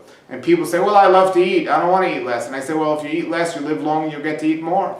And it just really comes down to, you know, every excuse somebody might have for this diet working for them really is if you eat less, you don't have those reasons, whether it's how much time you're spending in the kitchen or how much money you're spending on the food and all these different things. If you're eating less, you're not going to have these issues. So when it comes to the ideal types of food, it's the foods that are going to give us our body the most while using the least amount of energy to get those. And it would come down to our fruits and vegetables in their raw form, raw, ripe, fresh, and organic. And if we do those, we don't need a lot of food. Just like John, the longer I'm doing this, the less food I need to eat. I'm eating probably less now than I've ever eaten on a consistent basis since I've been in this path for all these many years. When I first started, Dr. Fred Bishey, he's 90 now, he always ate very little. And it's something I couldn't do overnight when I first started. But he told me something that was very powerful. I'll never forget it. He said, when you can enjoy not eating as much as you love and enjoy eating, you've reached a certain place. And I could really be fine not eating or fasting or just missing food. I'm not living my life to eat. Yeah. And it's really been a blessing. And so the amount of food is definitely something we want to think about. Wonderful, Paul. All right, the next topic I want to discuss is homegrown food. So what are your thoughts on homegrown food? Well, this is one of your expertise areas here. And I remember when I first went to your house, your front lawn was a garden. And I've always looked for alternative or natural lifestyles. And I was so intrigued by it. And I just thought it was wonderful. And I prayed that I could have that one day. And when I lived in New York City, I tried to go to, or at least Brooklyn, I tried to find community gardens, and I just learned that eating food as close to nature as possible is best. Locally grown, but how much better if I'm locally growing it? All the better. But I just know that as soon as you pick food, it starts losing its nutrients, and many of the nutrients, even in a health food store, are sometimes up to 50%, if not more, less nutritional value than as if you've gotten them and picked them and ate them yourself right away. And so I try to get my food as quickly as possible from the time it was picked into my body. That's why I don't like to go to the health food store, because it's a deception to think, well, it's a health food store, so it must be healthy. If it's coming from California and I'm in Florida, it's definitely going to be missing some nutrients, as if I can grow it myself and so on. So I'm at the time where I'm experimenting, and the foods I'm eating the most, like celery and beets that I juice a lot, I'd like to become an expert at growing those things, but I'm glad that I can grow my greens and grow other foods and try to eat as much local food as possible. And I think when you're doing a homegrown, that's the best way to get your locally grown food. I grow a lot of fruits because I have fruit trees out here, so it's a little bit different than just gardening. So the fruit trees, you know, it's in the right season, there's a lot of food here available. But then in the other seasons, like it's a winter time now, so there's not as much fruit, but this is the environment to grow greens now and so on. And I think our bodies work in tune, not just with the local environment, but with nature as well. Summertime, at least when you're living in this type of environment, more water-rich foods are available. It's hotter and the days are longer, you can eat more. The wintertime in general, foods are usually more denser and the days are shorter, so you could eat less, but it'll sustain you longer. And it's not only here in the tropics. I mean, even root vegetables that are eaten in colder environments are much better if they're locally grown than getting them from far, far away. It just works in tune with each other. If you're an Eskimo living in an igloo eating a watermelon in the middle of the winter, it's just not going to be ideal for your overall health. And vice versa. If I'm eating whale blubber down here in South Florida, I'm going to run into some major problems. So you have to consider the environment you're in when you're considering the type of diet you're eating, and at the same time, or at least the type of food you're eating, and at the same time, a locally grown is best. And some of you might say, well, what if we live in like Minnesota in the wintertime? We can't grow much food, or we can't do many things.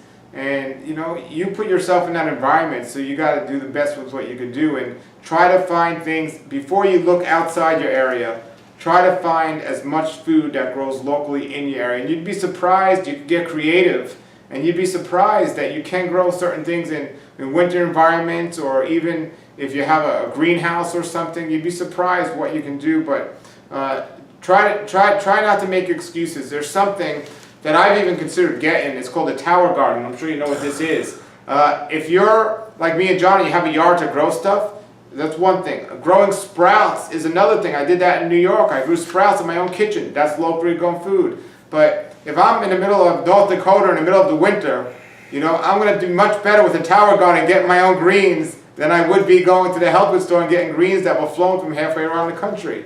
John seems to disagree with that, but I think we need to learn to do the best with what's in the environment, and I'm a fan of locally grown food.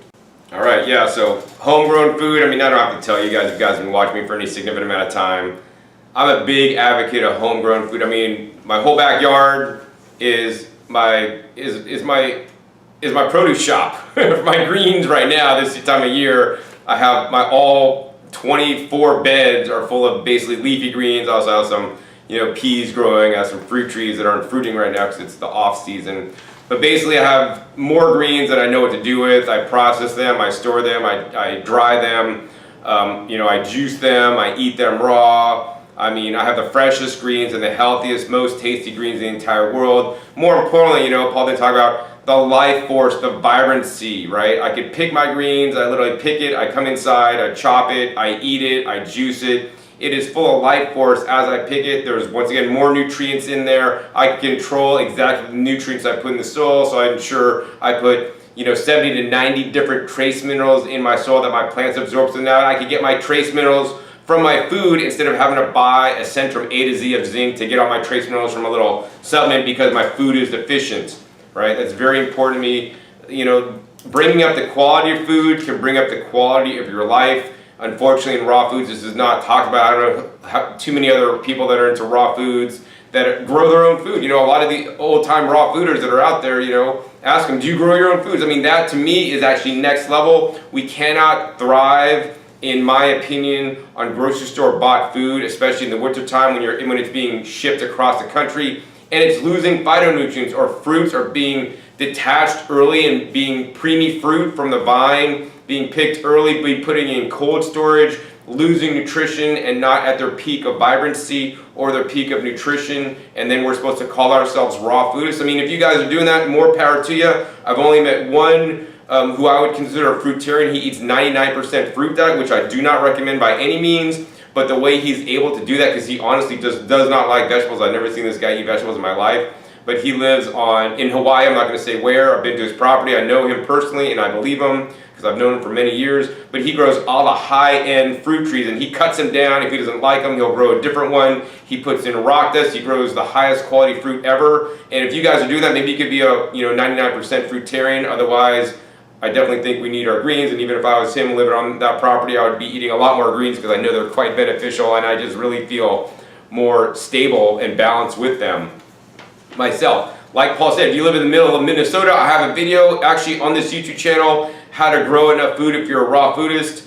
So if you're in Minnesota, you can actually grow things right before it freezes, and then you basically could leave your carrots and beets and root vegetables in the ground. You cover them with mulch. It'll snow on top of the mulch, and you pull the mulch back, and now basically the refrigerator is the soil that you've mulched, because now you can just pull out the carrots full grown. They're not going to grow in the wintertime, but they're basically in cold storage for you underneath the mulch that you just basically pull aside and harvest as you need them in the wintertime. Likewise, you can grow storage apples. Apples can be stored in root cellars before we had refrigerators. You could grow summer squash or winter squashes that you grow in the summertime that then you could store all winter, like butternut squashes will store through the winter. And you could just use those in the wintertime when you can't grow things outside. If you put up a hoop house or double hoop house even, or greenhouse, you can grow cold tolerant greens like kales and maybe some onions outside, so you could have a little bit of stuff growing. You could grow indoors inside your house. Maybe get some hydroponic lights. I don't recommend necessarily growing in hydroponics like the tower garden. That's a $500 investment, and you could grow a lot more food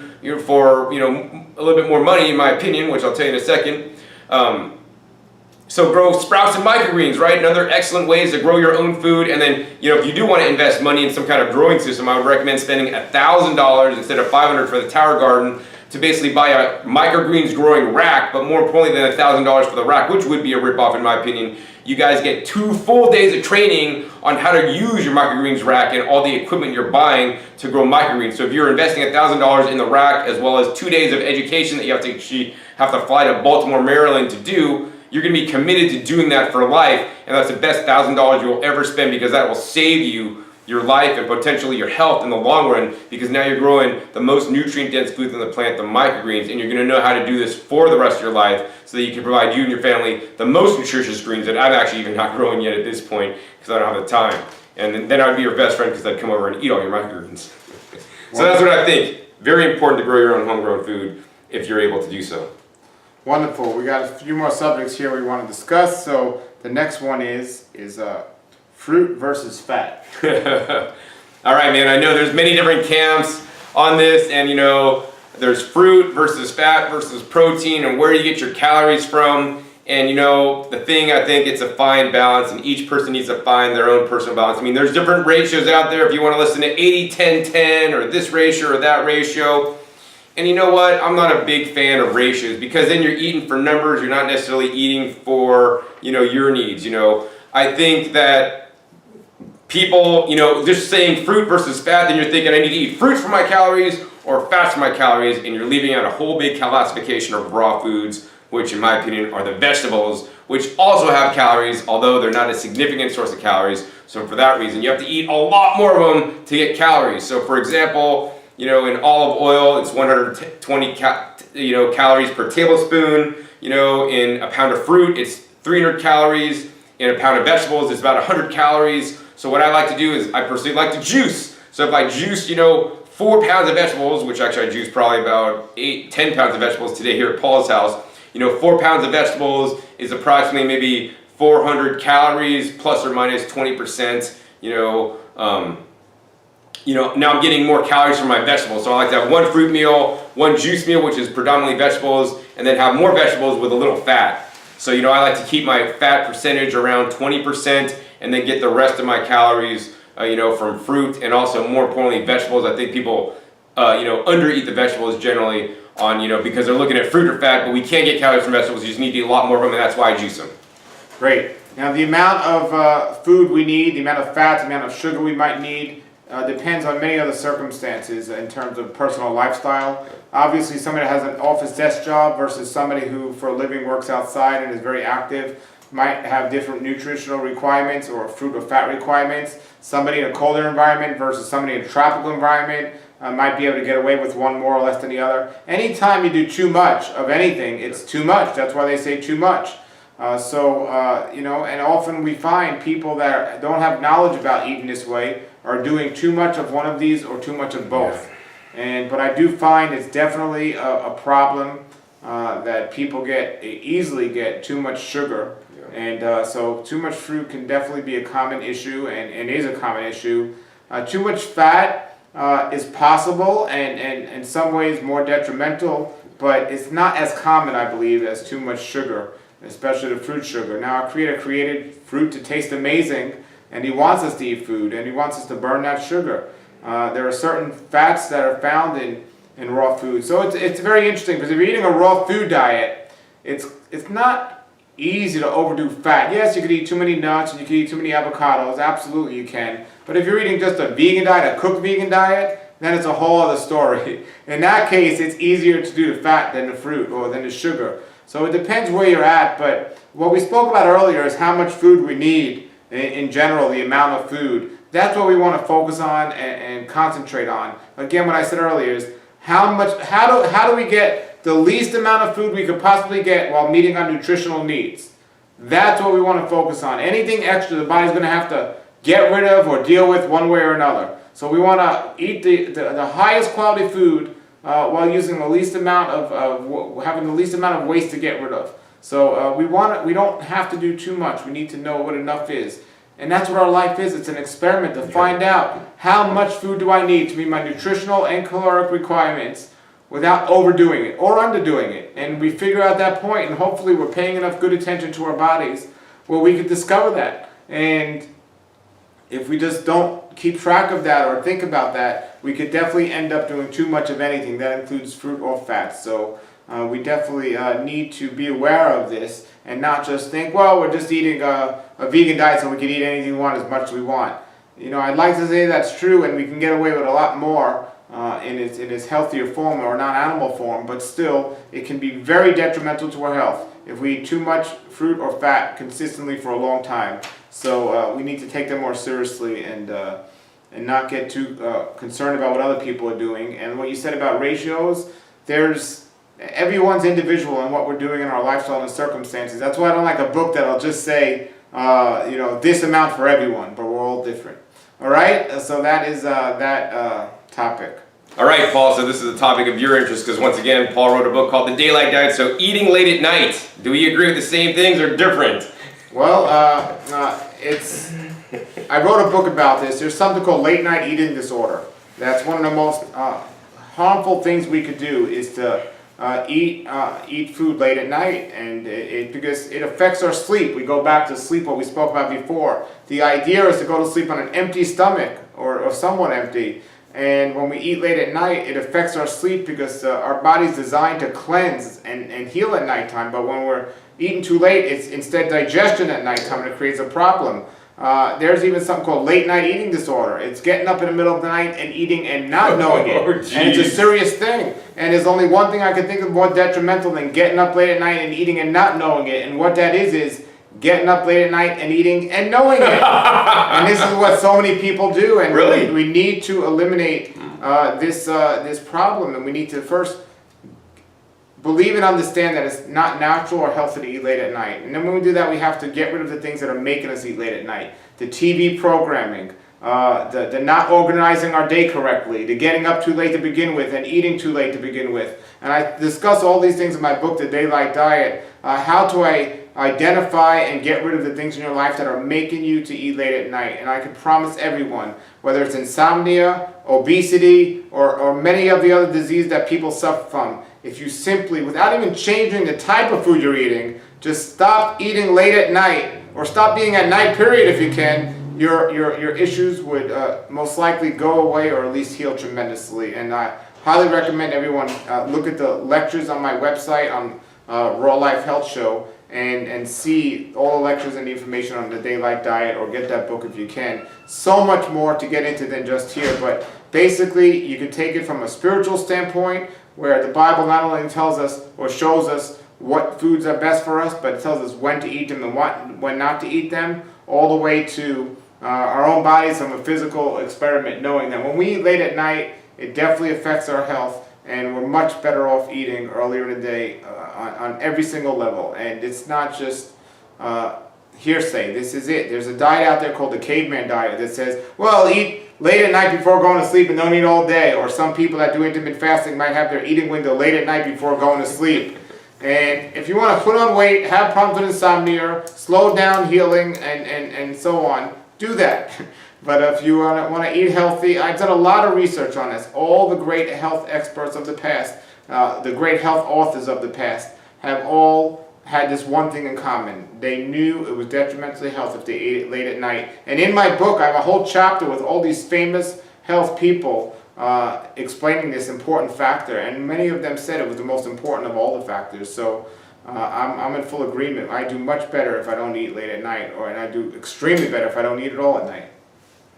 I would be in complete agreement with Paul on this one, and this is actually one of the things that I struggle with myself. I encourage people not to eat like minimum 4 hours, like have a window between, from the time you last eat to the time you go to bed. 4 hours minimum is what I would like to say, or what I like to do in my personal life. We need to kind of get that food kind of moved out and digested before we even go to bed. Otherwise, once again, you're digesting instead of sleeping, instead of healing, and we're missing out on all that, you know. My life is quite busy, so sometimes I don't even get to eat dinner because I'm busy gardening and coming in, and then I got to make food for 2 hours. If I didn't, do prep, a few nights before and have like little meals in the fridge to go to eat, that's pre-made. So I eat late at night, and I'm not gonna say it's healthy at all. One of these days when I get a partner or somebody to help me, or maybe get a kitchen person or somebody assistant to help me make food, then I'll definitely be eating earlier. But generally, if I do eat late, then I'm going to stay up a little bit later, which sometimes is good, sometimes not good, because really I'm tired and I should be going to bed earlier than I'm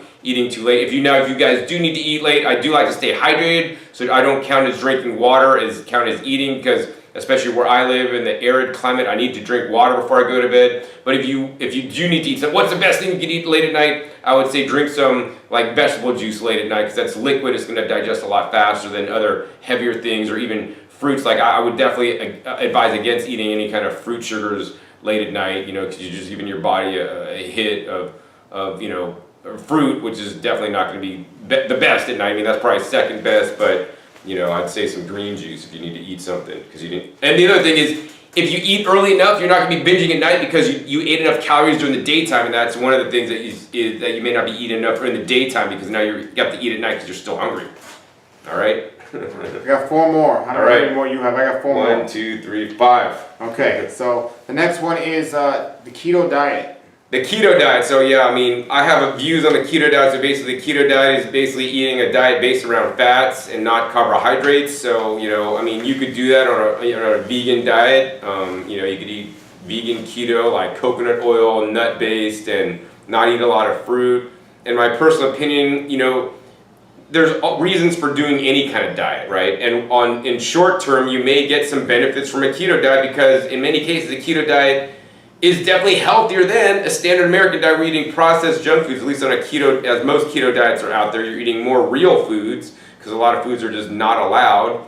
But in my opinion, you're missing a lot of foods. If you're eating high fat foods, once again, they're high calories, and you're missing, more importantly, those valuable plant phytonutrients that, in my opinion, are quite healing. And if you want to be anti-aging and have less oxidative damage and do more healing, we really need our trace nutrients, our trace elements, our micronutrients, the phytochemicals, the anthocyanins, the beta carotenes, the zeaxanthins, the anthocyanins, all these things, and these are found in the plant foods, that may come with little or lots of carbohydrates. So minimally, if you're going to do a keto diet, do high vegetables, please, and try to reduce the fat content a little bit. But in my opinion, that's not a healthy diet for a long term. If you want to do a keto fast once in a while, whatever, but I don't think it's healthy in the long run.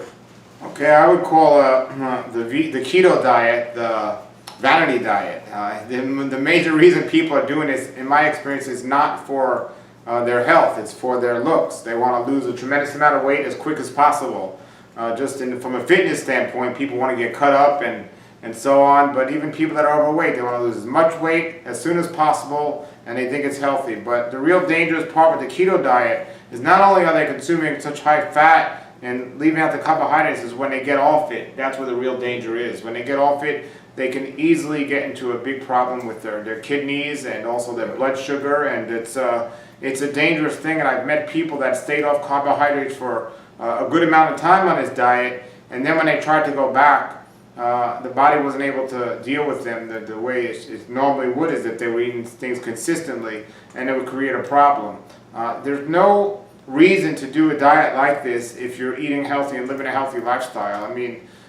From longevity to just looking great, this can be accomplished on a vegan diet with eating, like we discussed earlier, not too much fat or not too much fruit sugar or fruit in general. The keto diet is very popular today, and it's one of those scary things because it's so popular and it's getting the quick results. But anything quick is not really the answer. It's not just how quick we can lose weight. It's what's going to work in the long run, and that's why I believe this diet we're eating is so important. So I help people heal from inflammatory bowel disease and other illnesses with a raw vegan diet, or just with a vegan diet in general. And some of them say, well, I've got better eating meat or animal products or fermented animal products and so on. There's many different ways you can get better from certain diseases. But what happens is, in the long run, those diets aren't the best for you, and you can end up right back in a problem again or somewhere even worse. Well, it's the same thing with the keto diet. It'll accomplish the goal of losing weight if you're doing it according to their plan, but in the long run, it's not a healthy diet. And I want to look at things not just going to be healthy in the short run, but long term. And a keto diet is definitely a dangerous thing people are dabbling in. Especially, it's almost like when a gambler goes to gamble and they win at first, then they get more addicted and then they lose all their money. Well, the keto diet, you might see a result at first and get so excited, and that's really a dangerous thing. So I mean, all I could say is you got those cigarette commercials on TV with people talking, warning people with holes in their throat not to smoke. Go on the internet and look at people that have had terrible reactions to getting off the keto diet after showing some success on the diet. And because you can't do it long term, it's just not a good diet to do long term in general. And when you get off it can create a problem, so you almost put yourself in a situation. So before you do it or stay in it, check that out. Cool. All right, Paul, so the next topic I want to discuss is intermittent fasting. What are your thoughts on intermittent fasting? All right, so we're on the same topic that we've been talking about. It's overeating and the time we should eat. And that's pretty much what intermittent fasting is. Dr. Fred Bishey is 90 years old. He's my mentor and one of my best friends. And he's been doing this for 50 years, intermittent fasting, pretty much. And I've learned just through through overeating or not overeating, it's not just what we eat, but the times we eat, and having a big window and letting the body have a certain amount of time to digest the food. In my book, The Daylight Diet, I talk about a health principle I found from many other health advocates years beyond that I got the information from. Not eating late at night and eating 2 meals a day is ideal. And if you're doing that, you're going from your last meal of the day all the way to your next meal with no food. And if you're doing that, that's intermittent fasting. The longer you can go, the reason why I call breakfast breakfast is because you're breaking your fast, your nightly fast. And the longer you can go from the time you go to sleep to the time you get up each day without any food in your body, the more time it's going to allow your body to heal and rebuild and do the job it was meant to do. That's assuming when you are eating, you're eating enough food and the right amounts of food in the right form and all the other things we've been talking about. It's the best way anyone can benefit in all the things we talk about for ideal health, I believe, is intermittent fasting. And there's so much information out there about now, and please consider it. But I think it sums up pretty much everything you and I are talking about. Food, I believe, is to get as much nutrients as possible when we're eating, but still eating a little and not too much, and also giving our bodies enough time to deal with it when we do eat. All right, wonderful. Yeah, I mean, I also agree strongly. Intermittent fasting is very important. I practice intermittent fasting. My goal is to have a 12-hour eating window on and off, and sometimes I even stretch that to 14 hours not eating, and then, 10 hours is my eating window, and I don't necessarily eat 2 meals because I can't get all my calories in 2 meals, because sometimes they're pretty, like big meals. I had one big meal of fruit, my stomach is full, I'm not eating for another couple hours, man, so I can't do it. So yeah, and if you've never intermittent fasted before, start off slow. Like I basically skip breakfast. Like my first meal is a juice, which usually isn't even until noon time in general. I'll go to bed, I'll basically won't even eat. And, often I like to move my not eating window like back a little bit because it kind of goes late into the night and then late into the next day until I'm not eating. But, I would like to get that adjusted here one of these days. But yeah, I'm 12 hours on, 12 hours off. In general at this point in my life, and I would encourage everybody to look into that, or at least try to do like 8, 10, or I don't know, 9, 11, or whatever you can, and just keep inching it up and making it wider and wider until you get to 12, 12, or wherever you want to enter. What kind of range would you recommend, Paul? Or what does Fred do? Well, I don't know exactly what he's doing right now, but I think we all know the lifestyle we live in and our daily schedules. Just try to go as long as possible from the last meal you've eaten to the next meal you've eaten. And it might change on a regular basis. What's yours? It might be the same. It changes, but for the most part, I don't try to eat late at night. For the most part, I don't. And when I eat in the morning, I do believe in breakfast, but I'm getting up very early in the morning. So my breakfast is almost like somebody's lunch. But it's definitely on a consistent basis, and it's been more than 12. I know that for sure. More than 12 hours, yeah, absolutely, 13, 14 hours. Sometimes it's been much more, sometimes it's been just that, but it's definitely at least 12, because if I finish my last meal at 6 or 7 o'clock, I'm definitely not eating till the next morning, till at least 9 or 10 on a regular basis. All right. And if I do happen to be out late at night, and I eat till 8 or 9 o'clock, I'm not getting up that early the next day, so I'm eating later in the afternoon or something. All right. All right, so did you say everything you wanted? I did. Okay, so my next topic is water. I think water is very important. I mean, we are 70% water on average, maybe more. And having good, clean water is very important. I know here in this area they fluorinate the water. I'm against water fluorination. And we should not be drinking chlorine or chloramine or any of the other toxins that may appear in tap water. these days. We need to have proper hydration. I do not, at this point in my journey, I do not believe we should be getting minerals from our water, period. You know, so I think that the best water to drink for us would be reverse osmosis and or distillation. So at my home, I basically use a distiller and then use reverse osmosis, although I'm currently experimenting with different kinds of water. But if you're gonna drink water, we shouldn't be drinking it for the minerals. We should have pure water. That being said, you know, my goal is to get as much water as I can from the food I eat, because that water that I use, that comes out of my tap, that I filter, that then I water my plants within my garden, that they absorb, right? They are filtering the waters. They are the world's best filters, not a whole house filter you could get, not an RO unit, not a distiller that's gonna filter your water and take out the minerals, but the plants basically take up the minerals in their little plant structures and will put the right charge on them. So now when we eat the plants, we get the minerals with the right charge that then you know, can be absorbed and assimilated in our bodies properly, whereas water that has the minerals in the water, just that are hard minerals from mined rock basically, you know, are not well absorbed and may even lead to things like calcification in the body.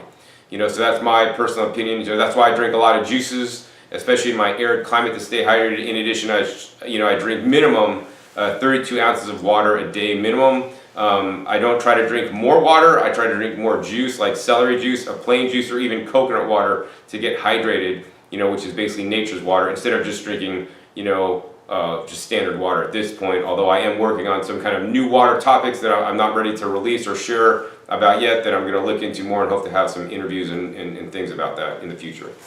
Okay, so this is a topic that my thoughts have changed completely on over the most recent years, and I agree and disagree with what John said. I think the majority of the water and the best water we can get is found in fruits and vegetables, and we get that through our juices. So the higher quality of fruits and vegetables, the higher quality and the cleanliness of the water will be in there.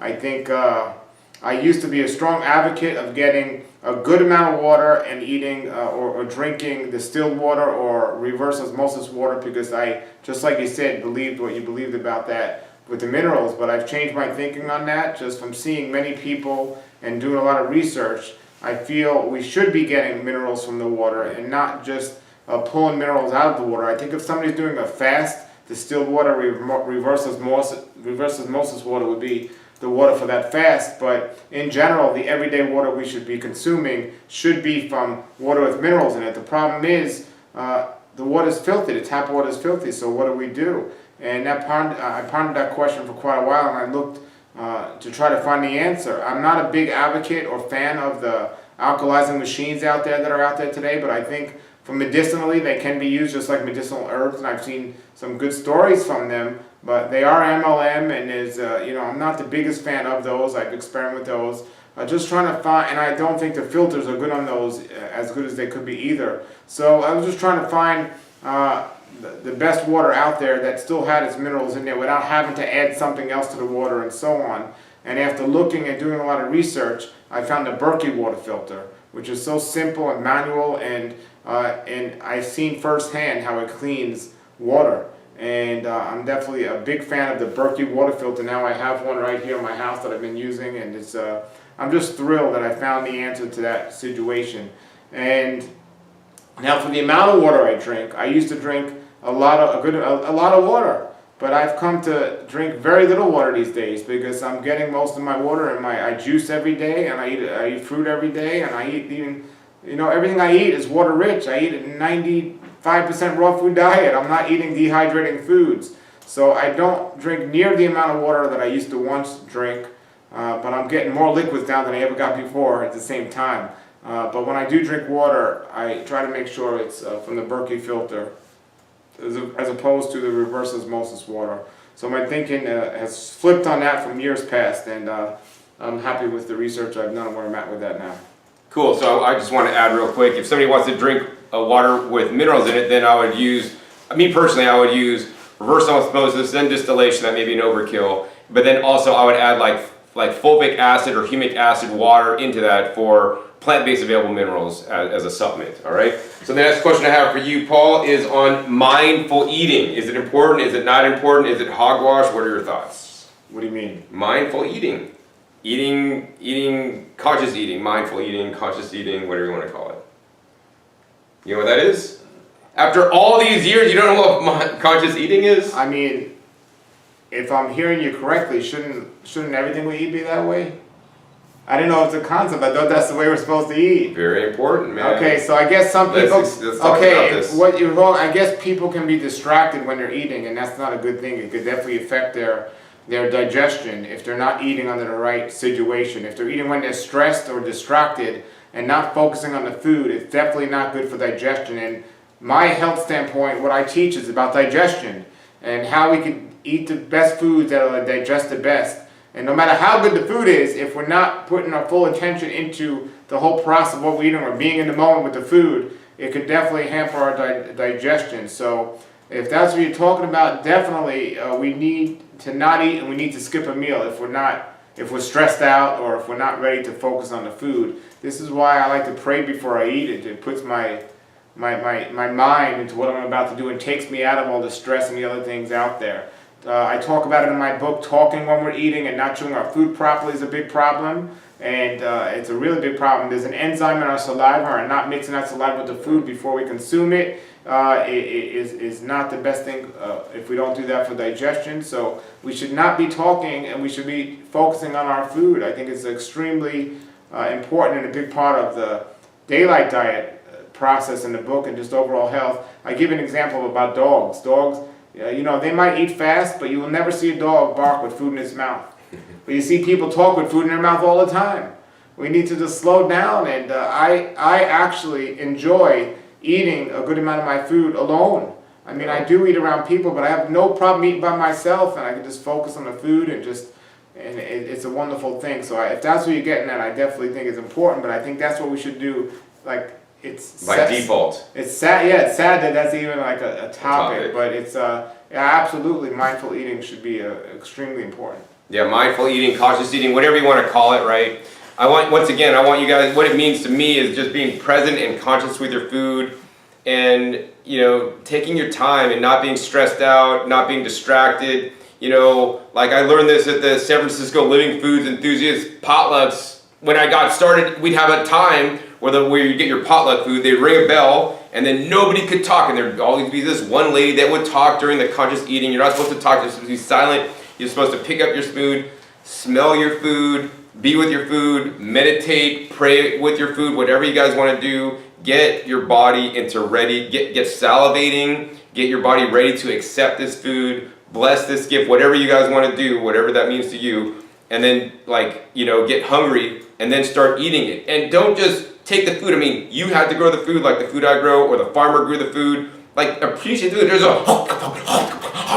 and then chug it down, right? That's the worst thing. You can buy the most expensive food, but you eat it so fast, right? You're not going to absorb it. You're not going to digest it. You're not going to get it mixed with your saliva. You're not going to get your jaw muscles moving to basically get that digestive process started. You're going to chunk down whole chunks of things. I mean, if you're not chewing your leaves into mush, they're going to come out in leaves the other side. I mean, you can look in the toilet. If you're seeing leaves come out the other side, you're not chewing your food well into a mush because our bodies don't have teeth in our stomachs to basically chew things up. We need to chew stuff up in our mouth. That's why we give babies baby food. We need to slow down, right? It might take me an hour to eat my dinner. John, I don't have an hour to eat dinner every night, man. I gotta be on the road. I'm a truck driver. I mean, I don't know what you guys do, but you guys need to take some time for your food if health is important to you, right? If you guys don't have the time to chew food, sometimes I don't have the time, an hour to chew food, I'll be lazy. I'll put it in the blender, in the vacuum blender, so I blend it up into a mush. And now just because it's in a mush in the blender doesn't mean I can chug it down and hold my nose because it tastes nasty when my salads usually taste good. But I'm going to take each mouthful, and even though I don't have to chew it up, I'm swishing it around in my mouth and taking some time before I swallow to get it mixed with my saliva, my tylen, I think that's the salivary enzyme in there, to get it digested, to start my digestive process, to get my body to accept that food so I get better digestion. This is so important, and it's just not taught or thought about much in raw foods, although, as Paul said, it should be something inherent that we've been taught to do, but we're eating on the run, we're eating while we're driving, we're eating while we're watching TV, we're eating while we're talking to our husband, our wives, our spouses, yelling at our kids. We're doing so many other things and just being with our food. Actually, I really love eating alone. I don't like, when I eat with my dad or some people, they're eating fast, they're chewing. That stresses me out. I have to stop. I can't eat if other people are eating and they're eating too fast. It's just ruining my chi and I'll not eat and wait till they're done, and then I'll eat my food slowly and calmly so that I get good digestion, because that is truly important to me. Okay. All right, so our next topic is a fun one here. It's a relationship and dating. Wait, how does relationships and dating? Well, I guess relationships are very important to health. So I don't know what Paul's thinking with this, but my answer is, okay, so I think definitely being in a healthy relationship is very important to your health. You know, whether that's a relationship with a partner, a loved one, or even having relationships with friends. You know, we are not islands, we are social creatures, social beings. Maybe if you have a relationship with your dog, like I love my little dog, Oakley man, you know, we need to have relationships in our lives, whatever that means to you. And we need to have connection, super important, you know, and dating also. You know, I don't know, if you're single, then you could be dating. If you're taken, don't be dating. But, you know, dating is a whole other discussion topic that I don't even know it's applicable to this video. Sure, dating as a vegan. I know, but yeah, is it dating? Is this in this whole health talk thing, raw food thing we're doing? Is really a subject? Like, I picked it. I mean, you picked it. I think whatever. So if you're dating as a raw vegan is extremely challenging in my opinion, because there's not a lot of raw vegans that are out there. And I mean, for me personally, I can't just date a vegan, because actually we are both single at this time. I just can't date a vegan because most vegans may be into ethical vegan, which is great. I applaud them highly, but they're just not into their health. And, you know, for me, health is like number one. If you're maybe a vegan that eat nutrient-dense vegan, you know, maybe we could talk or something, or if you're raw, that's great. But there's many people that eat too much fruit that I probably couldn't date if they're eating too much fruit, because that's not healthy in my personal opinion. You know, you need to eat a lot more greens and a lot more balance. So, I mean, I guess dating on some levels can be stressful, but, you know, like, I'm like, if I find somebody, that's great. If I don't find somebody, you know, that's great too. I'm happy alone, and I'm quite busy doing all my own things, although I would like some support and some help, and I would like to, you know, make somebody's life easier, and they could help me make my life easier too. Okay, so me and John have been talking well over an hour now, and if you've been watching well over an hour now and you're an attractive woman, you can contact us below the video if you're interested in us. No, it's a very important topic, because I see people getting off this diet, which you and I are not going to do, but the relationships have a big impact you're taking it that way, on being supportive or not supportive, especially when kids are involved and a family aspect. It's a really important thing, you know. It's just to find somebody that thinks like you and thinks like and does the same things you're doing makes this path easier or more difficult. And if you think John and myself are making a lot of videos now that are good quality, I mean, can you just imagine if we had somebody supporting as a partner? us. How much more better it can be. So it definitely is important for so many levels, but just even on a personal level, it's not good to be opposite with somebody. I see so many people that tell me, oh, my wife or my husband doesn't eat the way I do, so I got to make 2 meals, or we got to eat separately, or something like that. And I think figuring it out and coming to an agreement with this is important, and it shouldn't be what ends a relationship, but it's certainly helpful if two people find a healthy path and do it together. So, you know, if you're that side that's healthy and your spouse isn't, maybe learn how to make the food taste better where they'll like it, and not give them the health lecture or something.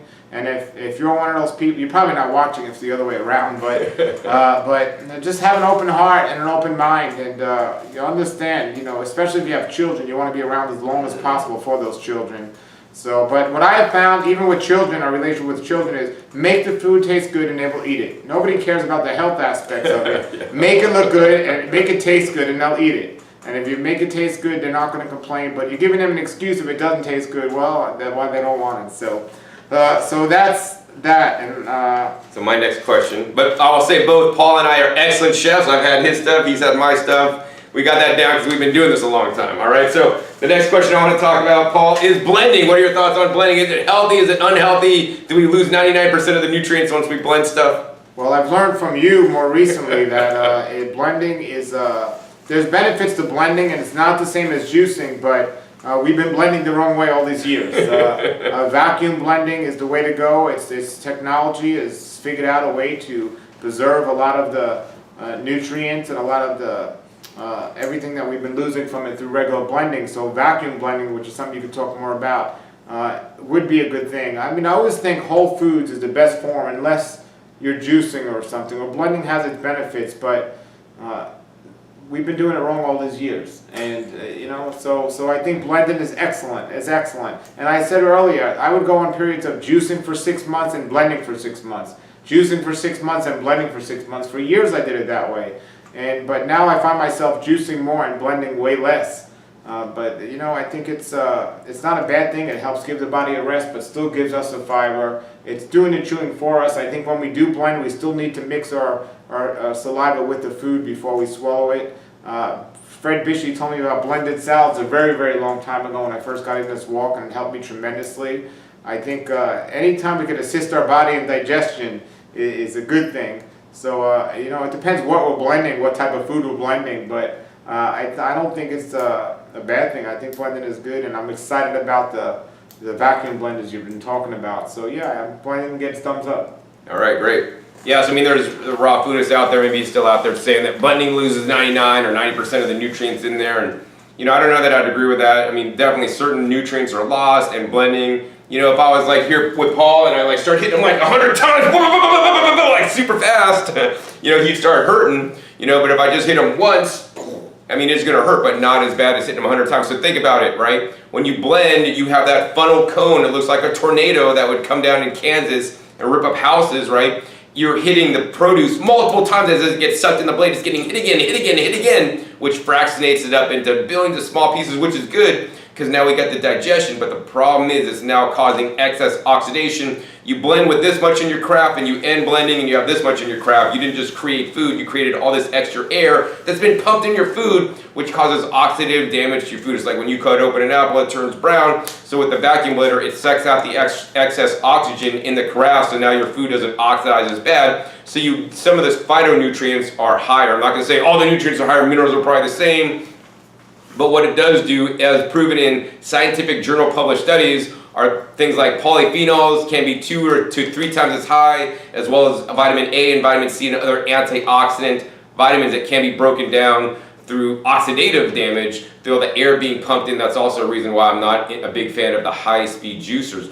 In addition, when you vacuum blend, as Chris Kendall found, he did a video basically a Vitamix versus the vacuum blender he bought. At the time it was $100, but I bought them for as cheap as $40, which they're out of stock now, and you can't get them for $40 anymore, which is a solid, cheap vacuum blender that I highly recommend. And he found differences too, that basically doesn't put extra air in there, it tastes more watery, the flavors are intensified, which basically when you're tasting flavors, you're tasting more nutrition in there, it stores longer. My friends, Dr. Rick and Karen Dina, made basically a salad dressing, and even, 6 days later, stored under vacuum, made in a vacuum blender, it tastes better than the dressing made in the Vitamix the next day, or even the same day, which is completely insane. I mean, Paul has been storing his juices under vacuum, and he sees a significant difference in that. I store all my, pre-made salads and soups under vacuum because I'll do big batches, so I'll have basically jars, mason jars to go, ready to eat every night, so I don't have to eat late, so I can eat earlier. And I do meal prep one day.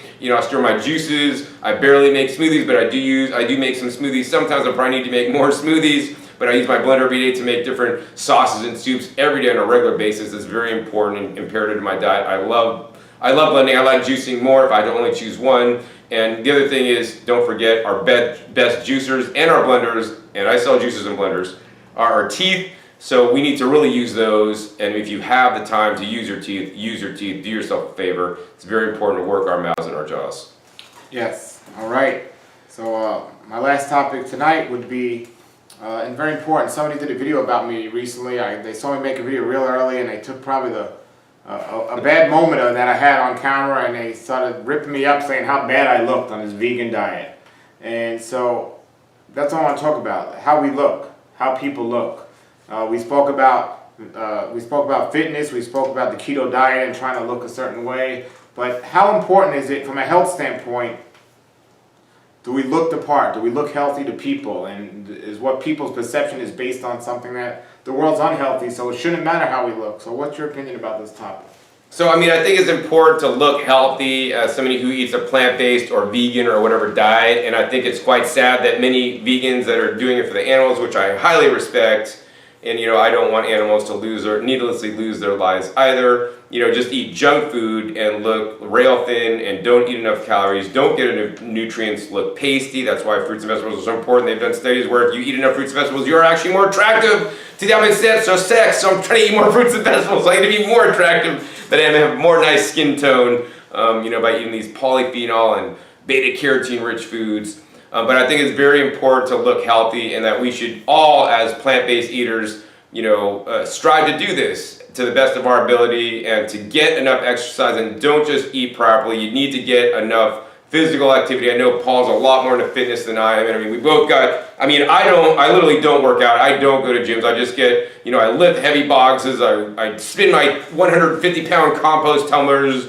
I'm carrying bags of rock dust and these things and crates of produce. And when I'm traveling, I've got sometimes in excess 90 to 100 pounds of weight on me in my backpack, my hanging bags and my produce that I'm carrying all over. And I mean, that to me, that's exercise. Could I go to the gym and get more ripped? But for me personally, I don't have the time to go to the gym all the time to keep that up. And I would not want to gain that muscle and then lose it. I'm happy at where I'm at. I have a really low body fat percentage compared to the average American. Forever now, I've been wanting to get my brother, who's actually 2 years younger than me, and to do a video with him, who is labeled clinically obese by his doctor. He's 190. Actually, his son told me that he's now pushing 200 pounds. I'm about 145 to 150 pounds. I'm about 5'9.5", almost 5'10", I don't know, somewhere in there. And I'm a good height and weight and low BMI, on the lower end of the BMI. And I think I look healthy. Some people, if you compare me to an average person, they're going to think I'm underweight, because most people, in my opinion, are overweight. They're chubby in their face because they eat too much calories and they're not eating enough phytonutrients. They may look pasty, and they're just getting too many calories and not enough nutrients. So their bodies are really starving, but that's considered healthy when you got some meat on your bones. Actually, to me, it's really unhealthy to look at a woman or girl, whoever, or even a guy, and see extra weight on them, because to me that means they have extra weight on them, which in my opinion, in our fat cells, it's proven that we store toxins in our fat cells. So, I think there's a kind of a warped perception of what is healthy looking in this day and age, because most people, in my opinion, are not healthy looking. What was the last thing you said? Healthy looking, okay. No, most people are not healthy looking, in my opinion. So, in many of my videos, people will say to me, I don't look healthy. Why should they listen to me? And in all fairness, there are some videos I might be too tired because I didn't get enough sleep, or I might have... Yeah, we're not perfect. Or I might have stayed up too late, or I might have just come from traveling, but I want to get that, push it and get that video out there. So in times like that, you have gray in your beard, your hair is thinner, so this guy doesn't look healthy. They don't know the facts. But we could put on a great look. I could easily dye my beard black or shave it, and I could wear tank tops and show my muscles and try to appear to people. But something that really helped me was the movie Game Changers, and just to prove that we can build muscle and be big and be strong by eating a vegan diet. And I was great, where I only have with me being out of the picture saying, if you don't like a vegan diet, look at this, and look how much muscle you can build in this diet, and so on. More now lately than before, I'm starting to show a little bit more of my fitness, so people realize that I'm not just healthy for my age, I'm healthier than many people half my age. And in the movie, The Game Changers, one of the men said, most people have a tough time keeping up with their grandchildren. My grandchildren have a tough time keeping up with me. And I am completely happy with the way I look, and I know that you're never going to be able to please everyone, and that's an important thing to remember. You're never going to be able to please everyone. And I just could look back at videos over the years, and a lot of it was due to me. Now I get my beard trimmed regularly. I dress a little nicer, so more people accept me and they'll talk to me. I used to let my mustache grow when I smiled, it looked like I had one tooth.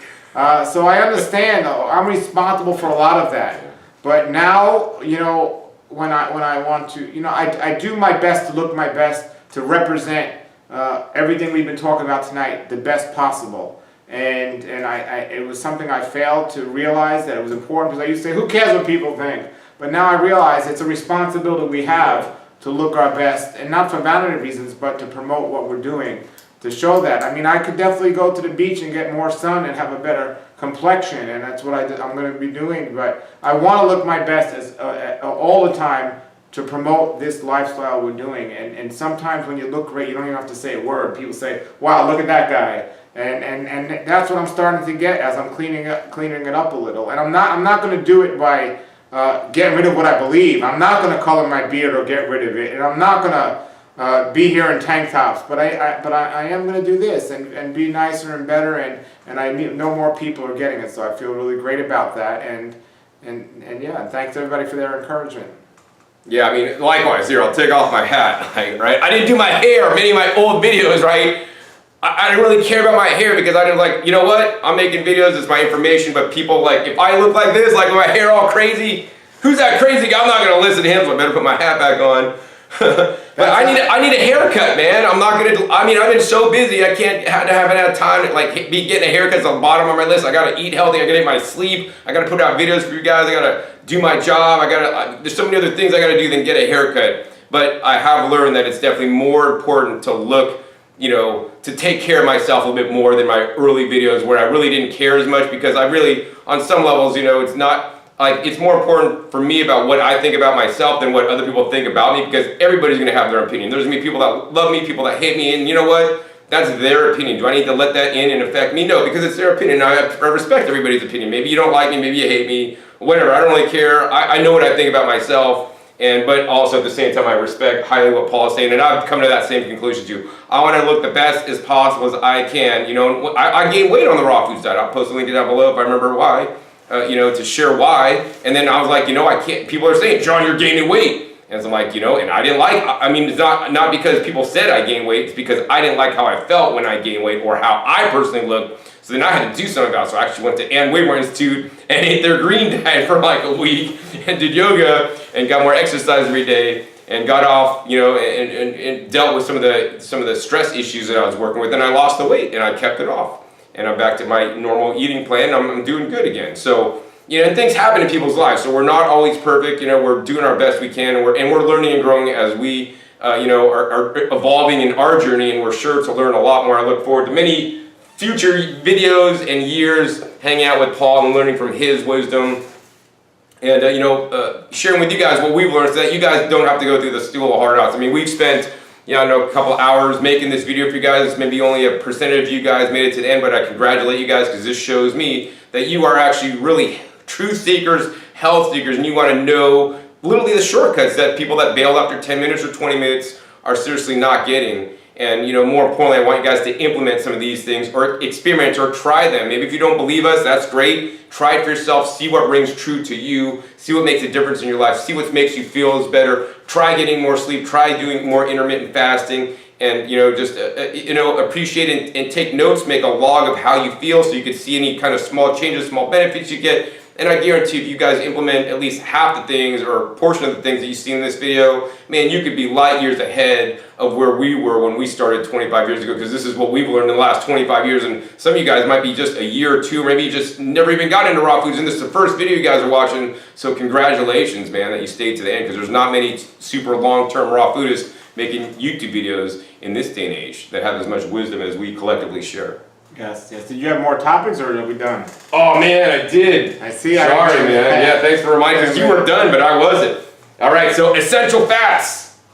Okay, well, we want to make sure we're not deficient in anything. We make sure we cover all the bases. And as you spoke earlier when we were talking about oils, that you take a DHA oil to, you know, so it's important to make sure we're getting everything we need. And hemp seeds are wonderful for that. So I think hemp seeds are good. I'm not against what you were talking about, the DHA oil. You know, everything I talk about oil holds true, but from a supplement standpoint, not a food standpoint, to get those DHAs, if it's in an oil form, I take an oil form of this new supplement we're talking about, the xanthan.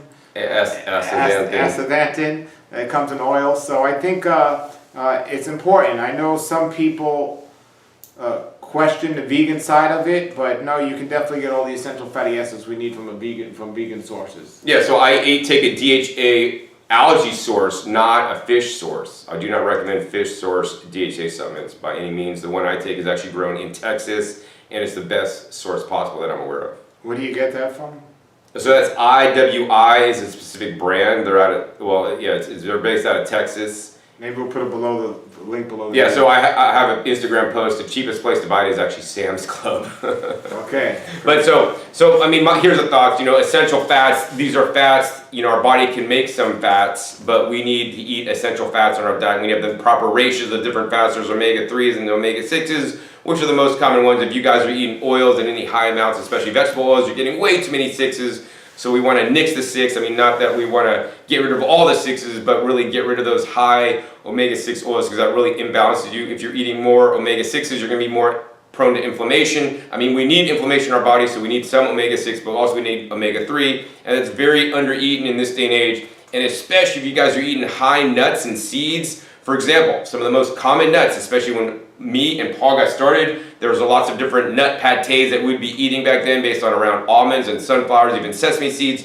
These are very extremely high omega-6 nuts and seeds and very low omega-3 content. So if you're eating these nuts all the time, you're likely to omega-3 to 6 balance is going to be out of whack, and then you're not going to be running optimally, right? So I want you guys, instead of just trying to start eating all these omega-3s, get an omega 3 check. There's omega-3 checks that are, I think, around $100. You can pay $100, you can get omega-3 spot check. You can see where you're at. If you're in a good range, hey, keep up exactly what you're doing. But if you're not in a good range, then I want you guys to bring your omega-6 levels down, your omega-3 levels up to get in a nice, better balance of where they should be. I'm not going to quote any kind of numbers or any ranges, but that's very important because here's the thing. If you guys don't have enough essential fats, omega-3s, then if you're not in the right ratio, then your body's not ever even going to make the EPA or the DHA, which are the more advanced sources of fat, which our brain needs. Our brain, our fat heads. I mean, you could read Udo Erasmus's book. Very important. You know, he advocates eating oil and all these things. I don't know that I'd go that far, but we need to have the proper types of fat. We can get whole food sources. If you eat lots of greens, you know, there's actually lots of omega-3s in the greens. Purslane is very high in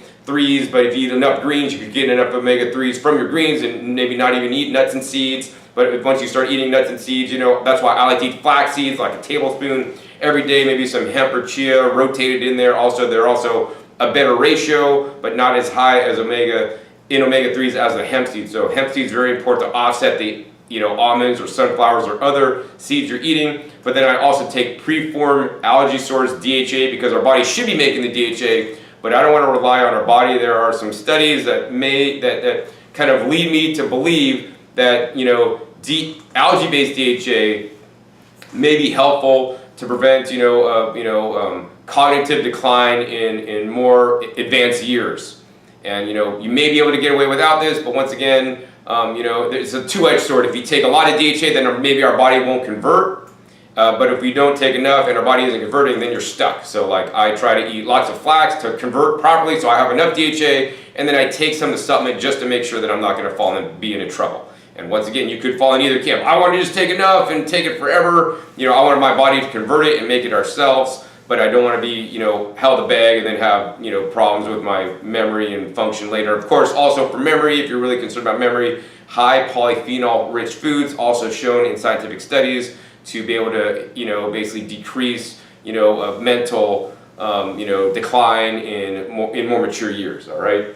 And then I think you're out of topics, Paul. But we'll have one last one, very important to both of us. Dehydrated food. What are your thoughts on dehydrated foods? I sell dehydrators also. Not that I recommend them. That's not a good sales pitch. I tell the truth, man, and some places get mad at me for telling the truth. So I have a dehydrator right here, and I'm not, when I first got into eating this way, I think they really helped me because they gave me that feeling cooked food gives you, but they still had the enzymes in them. But they are dehydrated, and they dehydrate us. They're not the ideal thing overall. I really hardly ever dehydrate food anymore. I just started using this last week because I was dehydrating some nuts, and I had some crackers or some pulp left over from my juice, and I just made my first batch of crackers that I made in years. But I'm not the biggest fan of dehydration, especially for people like us. But for people that are new to this, if that's what they need to do to get away from the cooked food, then it can be used in a beneficial way. But you really have to be careful not to overdo it because it actually dehydrates us. Now, if it's dried fruit or something, I recommend rehydrating it before you consume it. But if it's something like a dried flax cracker or something else, Try to not eat too much of it or overdo it, because it's literally sucking water from your body. And if you are eating dehydrated foods, don't drink with your food. But but throughout the day between your meals, drink more water. But remember this: eating dehydrated food is like swallowing a dry sponge. Guess what? It's going to come out wet, and it's pulling water from your body. So you don't want to dehydrate yourself. There's a great book out called Your Body's Made Christ for Water that talks about dehydration being the major disease of man today, and to a degree it's true, because the majority of the food we eat is cooked, and in fact is way beyond dehydrated. It's dehydrated with also losing its enzymes. So a dehydrator, a low temperature, is not as bad as cooked food, but it's not by any means close to fresh or anything like that. And there's different ways to preserve your food if that's the right reason you're doing it. So overall, I don't give a thumbs up to a dehydrator or dehydration, but it can be used in a way where it can help people get to where we are now. So. Yeah, so I mean, kind of almost a similar answer. Paul had many good points. The body's many cries for water. Dehydration is a big problem. So make sure you get enough, hydration in you, hopefully through fresh fruits and vegetables or some kind of water, whatever you choose to be important. I now have videos, even though I sell dehydrators, and dehydrators are popular for many people getting into raw foods. Probably one of the worst things I did when I was new into raw foods was dehydrate more food than I should have been, and eating more dehydrated food than I should have been, because I could have excelled my climb and my healing by eating more fresh food. So that's why I advocate you guys. I mean, people might think I got to get a dehydrator first. I would actually encourage you guys to get a juicer first, vacuum blender next, and then a dehydrator if you're going to want to basically preserve your food or take the moisture out to have a different food texture, because I know a lot of you guys, when you're getting into raw foods, you miss the crunch. I don't really miss the crunch anymore, although I do like crunchy foods, and there are better ways to make crunchy foods than dehydration at this point that unfortunately I can't talk about in this video at this point in time. But here's the thing, right? Dehydration, while it may keep enzymes, right, if you're doing it at such a low temperature, you're actually losing the phytonutrients. So it would behoove you, if you don't want to keep your enzymes, you want to keep more phytonutrients, to do it at a hotter temperature for a shorter time than a lower temperature for a longer time. And this has been proven in scientific journals. So, I am not specifically eating dehydrated foods for the enzymes. I'm eating it for the phytonutrients, which in my opinion are more important than the enzymes. So, for that reason, I think it's more important to dehydrate food at a hotter temperature if you are using dehydration, at least for the first 2 hours, to get most of the moisture off, and then lower the temperature down to the lower temperature. And especially if you're dehydrating at a hot temperature like 140 for the first 2 hours, there's so much moisture in that food anyways, the food temperature is not going to get above 118, well, depending on what temperature you set it at, because all that moisture is coming off is keeping the food cooler, and then set it for a lower temperature so you can reduce significantly dehydration time and increase the phytonutrient content. I mean, that's one of the things.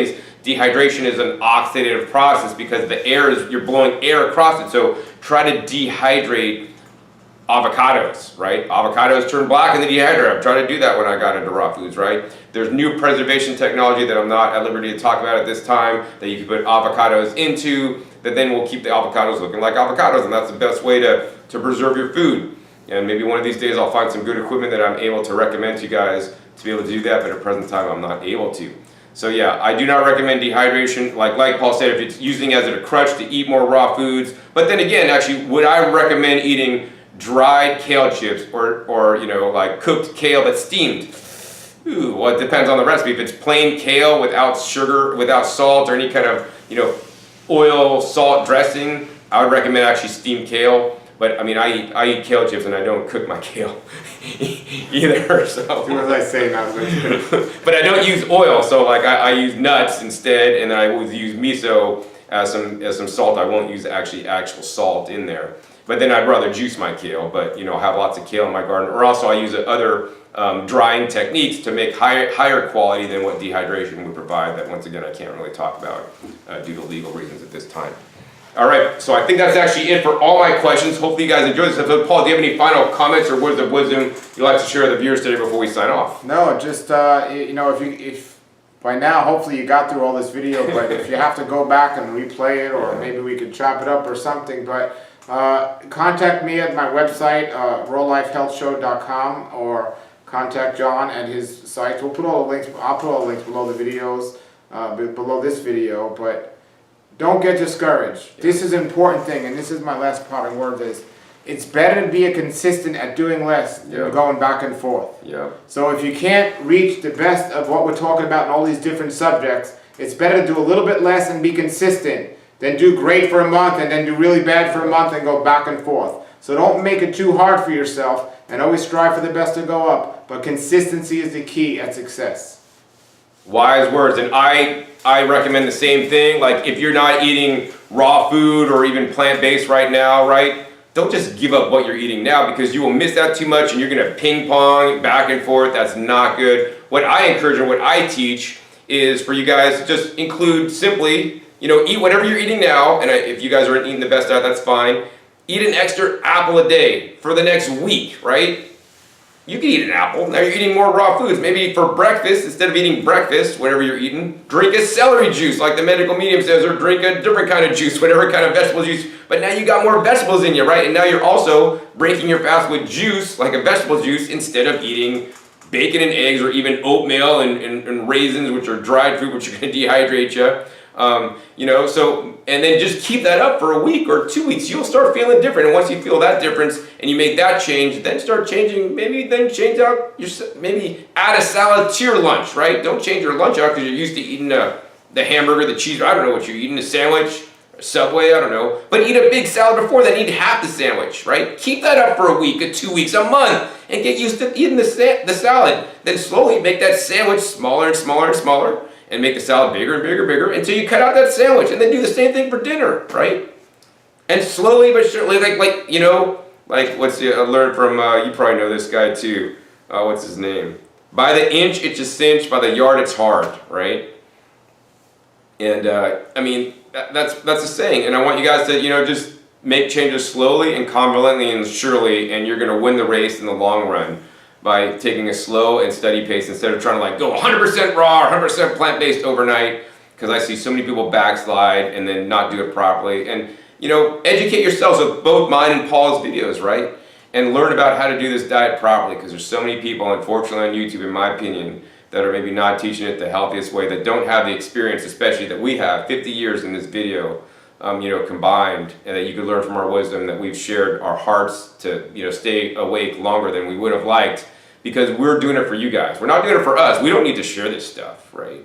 We're doing it because we want to make the world a better place. We both healed our chronic health conditions that we could have lost our lives from.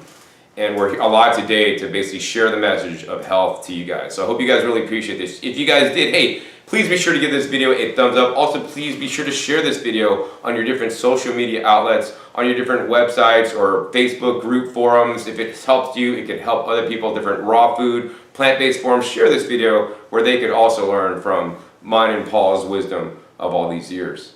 Want to say something real quick? Yes, one more thing. Remember, an apple a day will keep the government and the vaccines away.